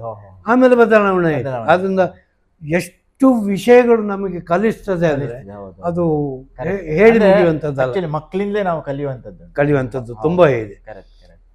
ಆದರೆ ಇಡೀಯಲ್ಲಿ ನಾನು ಕಂಡುಕೊಂಡದ್ದು ಇದು 2 ಕೂಡ 50-50 ಅನುಪಾತದಲ್ಲಿ ಇರಬೇಕು. 50 ಅನುಪಾತದಲ್ಲಿ ಸಲುಗೆಯೂ ಇರಬೇಕು, 50 ಅನುಪಾತದಲ್ಲಿ ಮಗು ತಪ್ಪು ಮಾಡಿದಾಗ ಹೆದರಿಕೆಯೂ ಇರಬೇಕು. ಈ ಹೆದರಿಕೆ ಸುಲಭದಲ್ಲಿ ಅರ್ಥ ಆಗುವ ವಿಧಾನ ಏನಂತಂದರೆ, ತಪ್ಪು ಮಾಡಿದ ಮಗುವನ್ನು ಹತ್ತಿರ ಕರೆದು 10 ನಿಮಿಷ ನಮ್ಮದು ವೇಸ್ಟ್ ಆಗ್ಬೋದು, ಯಾವ ತಪ್ಪು ಇದು ತಪ್ಪು ಹೌದಾ ಅಲ್ವಾ ಅಂತ ಮಗುವಿನ ಹತ್ರ ಹೇಳಿಸುವಾಗ ಅದು ಕೊನೆಗೆ ಹೌದು ಇದು ತಪ್ಪು ಹೌದು ಅಂತ ತಪ್ಪು ಹೌದು ಅಂತಾದರೆ ಇದಕ್ಕೆ ಶಿಕ್ಷೆ ಬೇಡವೋ ಕೇಳಿದಾಗ ನಾವು ಹೇಳೋ ಮೊದಲೇ ಕೈ ಮುಂದೆ ಚಾಚಿ ಆಗಿರ್ತದೆ. ಅದನ್ನು ಒಂದು ಕಂಡುಕೊಂಡೆ, ತಪ್ಪನ್ನು ಅವರ ಅರಿವಿಗೆ ತಂದರೆ ಮಗು ಮನೆಗೆ ಹೋಗಿ ದೂರು ಕೂಡ ಹೇಳೋದಿಲ್ಲ ಅಂತ ನನಗೆ ಗೊತ್ತಾಯ್ತು. ನಮ್ಮದೇ ಶಾಲೆಯಲ್ಲಿ ತಪ್ಪು ಅಂತ ಗೊತ್ತಾಗ್ತದೆ ವಿಚಾರಣೆ ಇಲ್ಲದೆ ಹೊಡೆಯುವ ಶಿಕ್ಷಕರು ಇದ್ದರು. ಅವರ ಮೇಲೆ ಯಾವಾಗಲೂ ದೂರು ಬರ್ತಿತ್ತು, ಹೀಗಾಯ್ತಂತೆ ಹೀಗಾಯ್ತು, ನನ್ನ ಮೇಲೆ ಯಾಕೆ ಬರೋದಿಲ್ಲ, ನಾನು ಹೊಡಿತೇನೆ ಅಂತ ಕಂಡಾಗ ಖಂಡಿತ ತಪ್ಪಿನ ಅರಿವನ್ನು ಅವರಿಗೆ ಮಾಡಿಸಿದರೆ, ಅಂದರೆ ಮಗು ಇರುವಾಗಲೇ ಮನುಷ್ಯನಿಗೆ ತಾನು ಮಾಡಿದ್ದು ತಪ್ಪು ಅಂತ ಕಂಡ ತಕ್ಷಣ ನಾನು ಶಿಕ್ಷೆಗೆ ಅರ್ಹನು ಅನ್ನುವಂಥದ್ದು ಸಹ ಗೊತ್ತಾಗ್ತದೆ. ತಪ್ಪಿಗೆ ತಕ್ಕ ಶಿಕ್ಷೆ ಅನುಭವಿಸಲೇಬೇಕು, ಆಗ ನಾನು ಮುಂದೆ ತಪ್ಪುಗಳನ್ನು ಕಡಿಮೆ ಮಾಡ್ತೇನೆ ಎಂಬ ಇದು ಬೆಳೀತದೆ. ಇನ್ನೊಂದು ಬೇಸರ ತರುವಂತ ಸಂಗತಿ, ಇನ್ನೊಂದು ಸಂತೋಷ ಸಂಗತಿ, 2003ರಲ್ಲಿ ಜುಲೈ 31ಕ್ಕೆ ನಾನು ನಿವೃತ್ತಿ. ಆ ವರ್ಷ ಜೂನ್ನಲ್ಲಿ ಪಾಠ ಹಂಚಿಕೆಯಲ್ಲಿ ನಾನು ಹೆಚ್ಚಿಗೆ ಪಾಠ ತಗೊಳ್ಳೇ ಇಲ್ಲ, 1ನೇ ತರಗತಿಯನ್ನೇ ತಗೊಂಡೆ. 1ನೇ ತರಗತಿಯಲ್ಲಿ ಅಕಸ್ಮಾತ್ ನಾನು ಹೇಳಿಬಿಟ್ಟೆ, ಇನ್ನು ನಾನು ಈ ತಿಂಗಳು ಮತ್ತು ಮುಂದಿನ ತಿಂಗಳು ಮಾತ್ರ, 31ನೇ ತಾರೀಕಿನಿಂದ ನಾನು ಶಾಲೆಗೆ ಬರೋದು. ಶುರು ಆಯ್ತು ಅವರದ್ದು ಪ್ರಶ್ನೆಗಳು, ಯಾಕೆ ಬರೋದಿಲ್ಲ, ಬರಲೇಬೇಕು ಅಂತ. ಇಲ್ಲ, ಸರ್ಕಾರಿ ನಿಯಮ ಹಾಗೆ 58 ವರ್ಷ ಆಗುವ ನಿವೃತ್ತಿ ಆಗಬೇಕು ಅಂತ. ಪಕ್ಕನೆ 2 ಮಕ್ಕಳು ಎದ್ದು ಬಂದು ಎಷ್ಟು ಆ ಕುತ್ತಿಗೆ ನರಗಳನ್ನು ಕೂಡ ಹೀಗೆ ಮಾಡಿ ಕೈಯಲ್ಲಿ ಒಂದು ಮಗು ಇನ್ನೊಂದು ಕೈಯಲ್ಲಿ ಹಿಡಿದು, ನಾವು ನಿಮಗೆ ಹೋಗ್ಲಿಕ್ಕೆ ಬಿಡೋದಿಲ್ಲ. ಅಷ್ಟು ಅವರೊಂದು ಭಾವೋದ್ವೇಗಕ್ಕೆ ಇದಾದ್ರು, ಆಗ ಕಣ್ಣೀರೇ ಬಂತು ಅಲ್ಲ, ಅಷ್ಟೊಂದು ಖುಷಿದ ವಿಷಯ. ಬಿಡುವುದೇ ಇಲ್ಲ ಅಂತ. ಇನ್ನೊಂದು ಮಗು ಏನು ಹೇಳಿತ್ತು ಅಂದರೆ, ನೀವು ಶಾಲೆಗೆ ಬರೋದಿಲ್ವಾ, ನಾವು ನಾಳೆಯಿಂದ ಬರೋದಿಲ್ಲ ಅಂತ. ಗಣೇಶ್ ಶೆಟ್ಟಿಗಾರ ಅಂತ ಮುಳ್ಳೂರಿನವನು, ಈಗ ಟಿಪ್ಪರ್ ಎಲ್ಲ ನಡೆಸ್ತಾನೆ.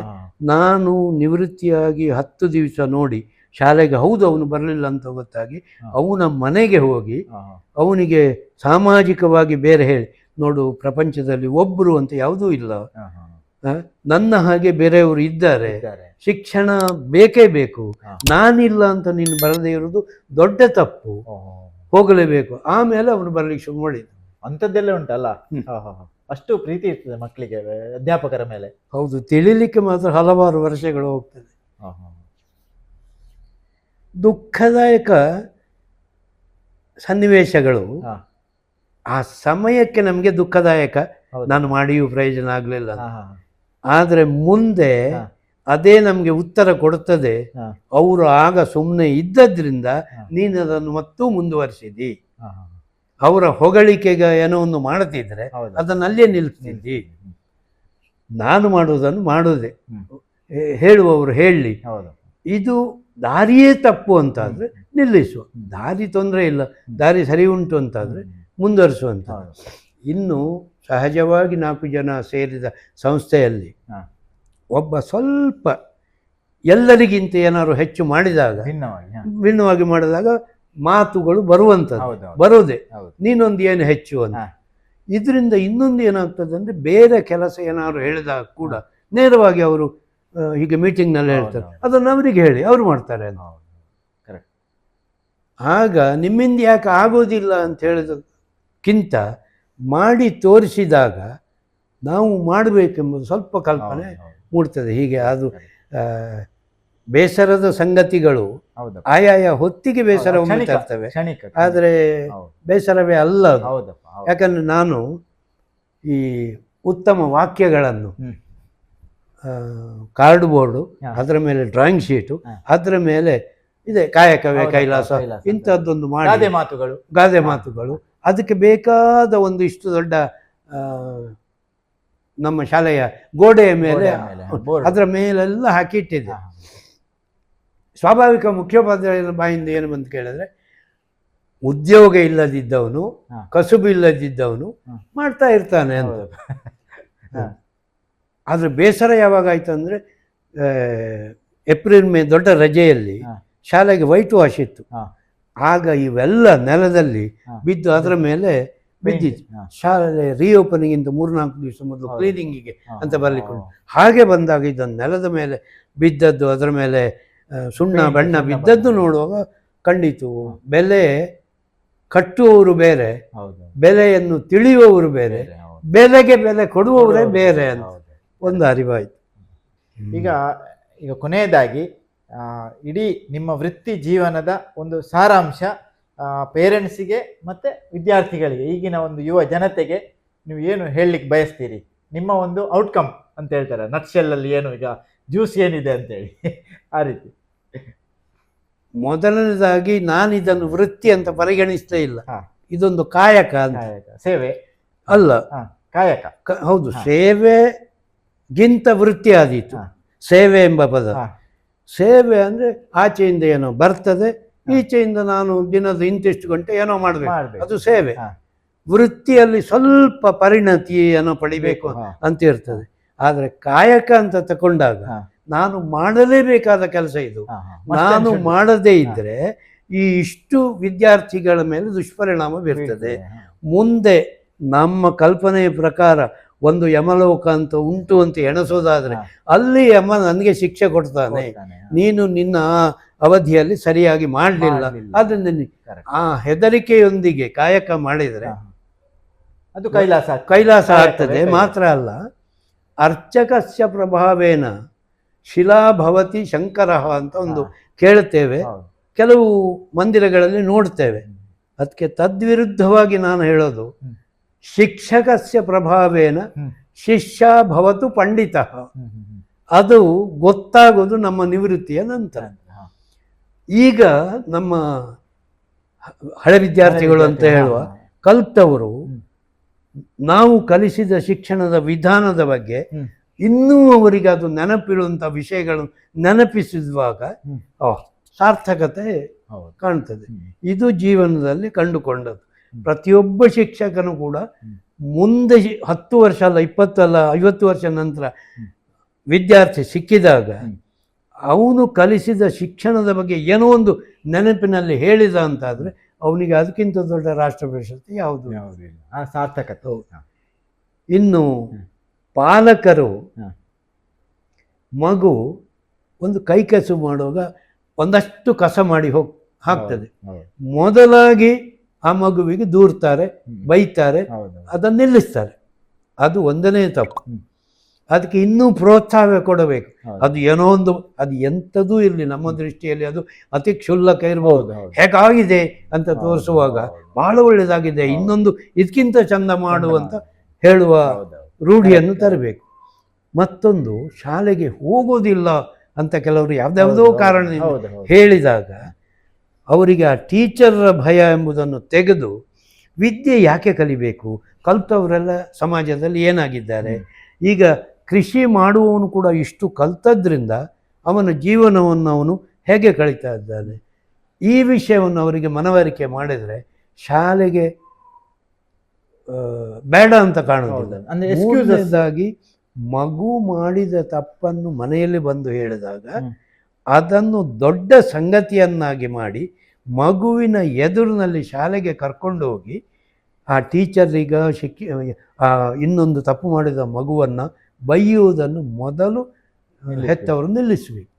ಏನಿದ್ರೂ ಕೂಡ ಅಂಥ ದೊಡ್ಡ ತಪ್ಪೆ ಆಗಿದೆ ಅಂತಾದರೆ ಮೊದಲು ಮುಖ್ಯೋಪಾಧ್ಯಾಯರು ಮೊನ್ನೆ ಹೀಗೆ ತಪ್ಪಾಗಿ ವಿಚಾರಿಸಿ ನಮಗೆ 4 ದಿವಸದಲ್ಲಿ ಹೇಳಿ, ಆ ವಿಚಾರಣೆ ಸರಿ ಇಲ್ಲ ಅಂತಾದರೆ ಆ ಶಾಲೆಗೆ, ಸರ್ಕಾರಿ ಶಾಲೆ ಆದರೆ SDMC ಅಂತ ಉಂಟು, ಅದರ ಮೇಲೆ ಶಿಕ್ಷಣ ಇಲಾಖೆ ಉಂಟು, ಅಲ್ಲಿ ಎಲ್ಲಿಯೂ ಆಗದಿದ್ದರೆ ಇವರ ಪ್ರತಿಭಟನೆಯನ್ನು ಮಾಡಬಹುದು ವಿನ ನೇರವಾಗಿ ಆಗ ಮಗುವಿಗೆ ಏನಾಗ್ತದೆ ಅಂದರೆ ಮಾಡದೇ ಇದ್ದದನ್ನು ಕೂಡ ನನಗೆ ನಿನ್ನೆ ಹೀಗೆ ಮಾಡಿದ್ದಾರೆ ಅಂತ ಸುಳ್ಳು ಹೇಳಿ ಶಾಲೆಗೆ ಬರೆಸುವ ಹಾಗೆ ಮಾಡ್ತಾರೆ. ಇಲ್ಲಿ ಮಗು ಮನೆ ಕೆಲಸ ಕೊಟ್ಟದನ್ನು ಮಾಡದೇ ಇದ್ದಾಗ ಕೂಡ ಇಂಥ ಸುಳ್ಳನ್ನು ಉಪಯೋಗಿಸ್ತದೆ. ಇವತ್ತು ನನಗೆ ಪೆಟ್ಟು ಬೀಳ್ತದೆ, ಈ ಪೆಟ್ಟು ತಪ್ಪಿಸಬೇಕಾದ್ರೆ ನಿನ್ನೆ ನನಗೆ ಪೆಟ್ಟು ಬಿದ್ದಿದೆ, ನಿನ್ನೆ ನನಗೆ ಜೋರು ಮಾಡಿದ್ದಾರೆ ಹೇಳಿದರೆ ಅಪ್ಪನ ಅಮ್ಮನ ಜೊತೆಗೆ ಬರ್ತಾರೆ, ಆಗ ಈ ವಿಷಯ ಹೋಗ್ತದೆ ಅಂತ. ಆದ್ದರಿಂದ ಹೆತ್ತವರು ಮಗುವಿನ ಶಿಕ್ಷಣಕ್ಕೆ ಕೊಡುವ ಅವಶ್ಯಕತೆಗಿಂತ ಮಗುವಿನ ನಡತೆಯಲ್ಲಿ, ಮಗುವಿನ ನಿತ್ಯ ಜೀವನದಲ್ಲಿ ಪರಿವರ್ತನೆಗಳನ್ನು ತರಲಿಕ್ಕೆ ಪ್ರೋತ್ಸಾಹದ ಮೂಲಕ. ಇನ್ನೊಂದು ವಿಷಯ, ಮಗು ಕೇಳಿದ್ದನ್ನು ಕೊಡುವಂಥ ಒಂದು ಪರಿಪಾಠ ಉಂಟು. ಕಾರಣ ಇವತ್ತು 1-2 ಮಗು, ಹಿಂದೆ 8-10 ಮಕ್ಕಳು ಇರುವಾಗ ಸಿಗ್ತಿರ್ಲಿಲ್ಲ. ಹಾಗೆ ಪೆನ್ಸಿಲ್ ಕೊಟ್ಟರೆ ಇದು 1 ತಿಂಗಳು ಬರಬೇಕು, ಇಲ್ಲ 1 ವರ್ಷ ಬರಬೇಕು. ಆದ್ರಿಂದಾಗಿ ಹಾಗೆ ಕೊಡ್ತು. ಇವತ್ತು ಬೇಕಂತ ಬಿಸಾಡ್ತಾರೆ, ನಾಳೆ ಅಪ್ಪ ಕೊಡ್ತಾನೆ ಅಂತ. ಅದಕ್ಕೆ ಮನೆಯವರು ಸುಲಭ ಉಪಾಯ ಅಂದರೆ, ಈಗ ನಾನು ಹೇಳಿದ ಹಾಗೆ, ಇದು 1 ತಿಂಗಳ ನಿನ್ನ ಚೀಲದಲ್ಲಿ ಕಂಡ್ರೆ ಆ ದಿವಸ ನಿನಗೆ 5 ಚಾಕ್ಲೇಟ್ ಕೊಡ್ತೇನೆ, ಏನೋ ಒಂದು ಇನ್ನೊಂದು ಪೆನ್ಸಿಲು, ಇದರ ಅಲ್ಲ ಬಣ್ಣದ ಪೆನ್ಸಿಲ್ ತೆಗೆದು ಕೊಡ್ತೇನೆ, ಈ ರೀತಿ ಅಪ್ಗ್ರೇಡ್ ಮಾಡ್ತಾ ಹೋಗ್ತೇನೆ ಅಂತ. ಆಗ ಮಗು ಈ ವಸ್ತುವಿನ ಮೇಲೆ ಜಾಗೃತಿ, ಸ್ವಲ್ಪ ನಾವು ಐಡಿಯಾಸ್ ಉಪಯೋಗ ಮಾಡಬೇಕು, ಇದಕ್ಕೆ ಉಪಯೋಗ ಮಾಡಬೇಕು. ಅದಕ್ಕಾಗಿ ಈಗ ಶಾಲೆಗಳಲ್ಲಿ ಹೆತ್ತವರನ್ನು ಬರ್ಲಿಕ್ಕೆ ಹೇಳಿ ಸಂವಹನಗಳು, ಪೇರೆಂಟ್ಸ್ ಮೀಟಿಂಗು, ಅದರಲ್ಲಿ ಶಿಕ್ಷಕರ ಜವಾಬ್ದಾರಿಯೂ ಉಂಟು. ಮಗುವನ್ನು ಶಾಲೆಗೆ ಕಳಿಸಬೇಕಾದ್ರೆ ಹೇಗೆಲ್ಲ ಏನು ಮಾಡಬಹುದು, ಇದನ್ನು ಸ್ವಲ್ಪ ಅಲ್ಲಿಯೂ ಬೇಕಾದರೆ ತಜ್ಞರನ್ನು ಕರೆದು ಅವರ ಮೂಲಕ ಹೆತ್ತವರಿಗೆ ಹೇಳಿಸುವಂಥದ್ದನ್ನು ಆಗಾಗ ಮಾಡಿಸಿ ಪರಿವರ್ತನೆಯನ್ನು ಶಿಕ್ಷಣದಲ್ಲಿ ತರಬೇಕು. ಮತ್ತು ಹೊಸತನ ಎಂಬುದರ ಜೊತೆಗೆ ಹಳೆತನವನ್ನು ಬಿಡಬಾರದು. ಉದಾಹರಣೆಗೆ ನನಗೆ ಒಂದು ಸನ್ನಿವೇಶ ಒದಗಿ ಬಂತು. ಚಕ್ಕಡಿ ಅಂತ ಒಂದು ಪಾಠ ಇತ್ತು. ಚಕ್ಕಡಿ ಯಾವ ಮಗುವಿನ ಹತ್ರ ಕೇಳಿದ್ರು ಚಕ್ಕಡಿ ಅಂದ್ರೆ ಏನಂತ ಗೊತ್ತಿಲ್ಲ. ನಿಜವಾಗಿ ಗೊತ್ತಿಲ್ಲ. ಎತ್ತಿನ ಬಂಡಿಗೆ ಘಟ್ಟದಲ್ಲಿ ಚಕ್ಕಡಿ ಅಂತ. ಆದ್ರೆ ಈ ಮಕ್ಕಳ ಕುತೂಹಲ ಮತ್ತು ಏನೂ ಗೊತ್ತಿಲ್ಲ, 30-40 ಮಕ್ಕಳಿಗೆ ಹೇಳುವಾಗ, ನಮ್ಮ ಊರಿನ ಚೌಕಿಯಲ್ಲಿ ಜೈನರು ರತ್ನಾಕರ ಜೈನ ಅಂತ, ಅವ್ರ ಹತ್ರ ಗಾಡಿ ಉಂಟು ಅಂತ ಗೊತ್ತಾಗಿ ಅವರಿಗೆ ಹೋಗಿ, ನೀವು 1 ದಿವಸ ಗಾಡಿಯನ್ನು ನಮ್ಮ ಶಾಲೆ ಹತ್ರ ತರಬೇಕು, ಮತ್ತು ಗಾಡಿಯ ಉಪಕರಣಗಳು, ಆ ಸೈಕಲ್, ಮೂಂಕಿ, ಚಕ್ರ ಎಲ್ಲ ವಿವರಿಸಬೇಕು ಅಂತ ಹೇಳಿ ಅವರು ಬಹಳ ಸಂತೋಷದಿಂದ ತಂದ್ರು. ಆ ದಿವಸ ಮಕ್ಕಳಿಗೆ ಖುಷಿ ವಿಷಯ, ಶಾಲೆಗೆ ಬಂತು ಅಂತ.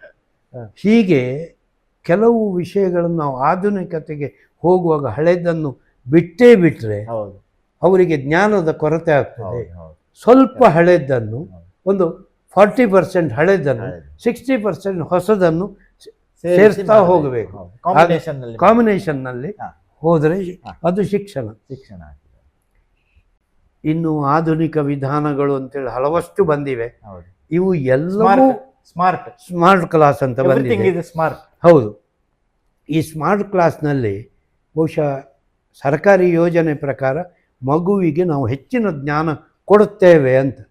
ಆದರೆ ಕೊರತೆ ಎಲ್ಲಿ ಆಗಿದೆ ಅಂದರೆ, ಮಗು ಕೂತ್ಕೊಂಡು ಎಷ್ಟು ಮಟ್ಟಿಗೆ ಕೇಳ್ತಾ ಇದೆ ಅಂತ ಗಮನಿಸುವುದಿಲ್ಲ. ನೋಡಿ ಆದಮೇಲೆ 4 ಪ್ರಶ್ನೆಗಳನ್ನಾದರೂ ಶಿಕ್ಷಕರು ಕೇಳಬೇಕು. ನೀವು ನೋಡಿದ್ದೀಯೇನು, ಅದರಲ್ಲಿ ಏನು ಗಮನಿಸಿದ್ರಿ, ಅಥವಾ ನಾನೊಂದು ದೇಶವನ್ನು ಈಗ ಮುಟ್ಟುತ್ತೇನೆ, ಅದು ಯಾವುದು ಅಂತ ಹೇಳಬೇಕು. ಈ ರೀತಿ ಏನಾದ್ರು ತಂದರೆ, ಇದೇನಿಲ್ಲ, ಆ 45 ನಿಮಿಷ ಅಲ್ಲಿ ಹಾಕಿತು, ಮಕ್ಕಳು ಕೂತ್ಕೊಂಡು ನೋಡುವವರು ನೋಡಿದರು, ನೋಡದೇ ಇದ್ದವರು ಅವರವರ ಚೇಷ್ಟೆಯನ್ನು ಮಾಡಿಕೊಂಡ್ರು. ಶಿಕ್ಷಕರು ಈ 45 ನಿಮಿಷವನ್ನು ಅವರ ಏನೋ ಒಂದು ಉಪಯೋಗದಲ್ಲಿ ಉಪಯೋಗಿಸಿದ್ರು. ಗಂಟೆ ಆಗಿ ಅವರು ತರಗತಿ ಸಂಬಳ ಸಿಕ್ಕಿತು.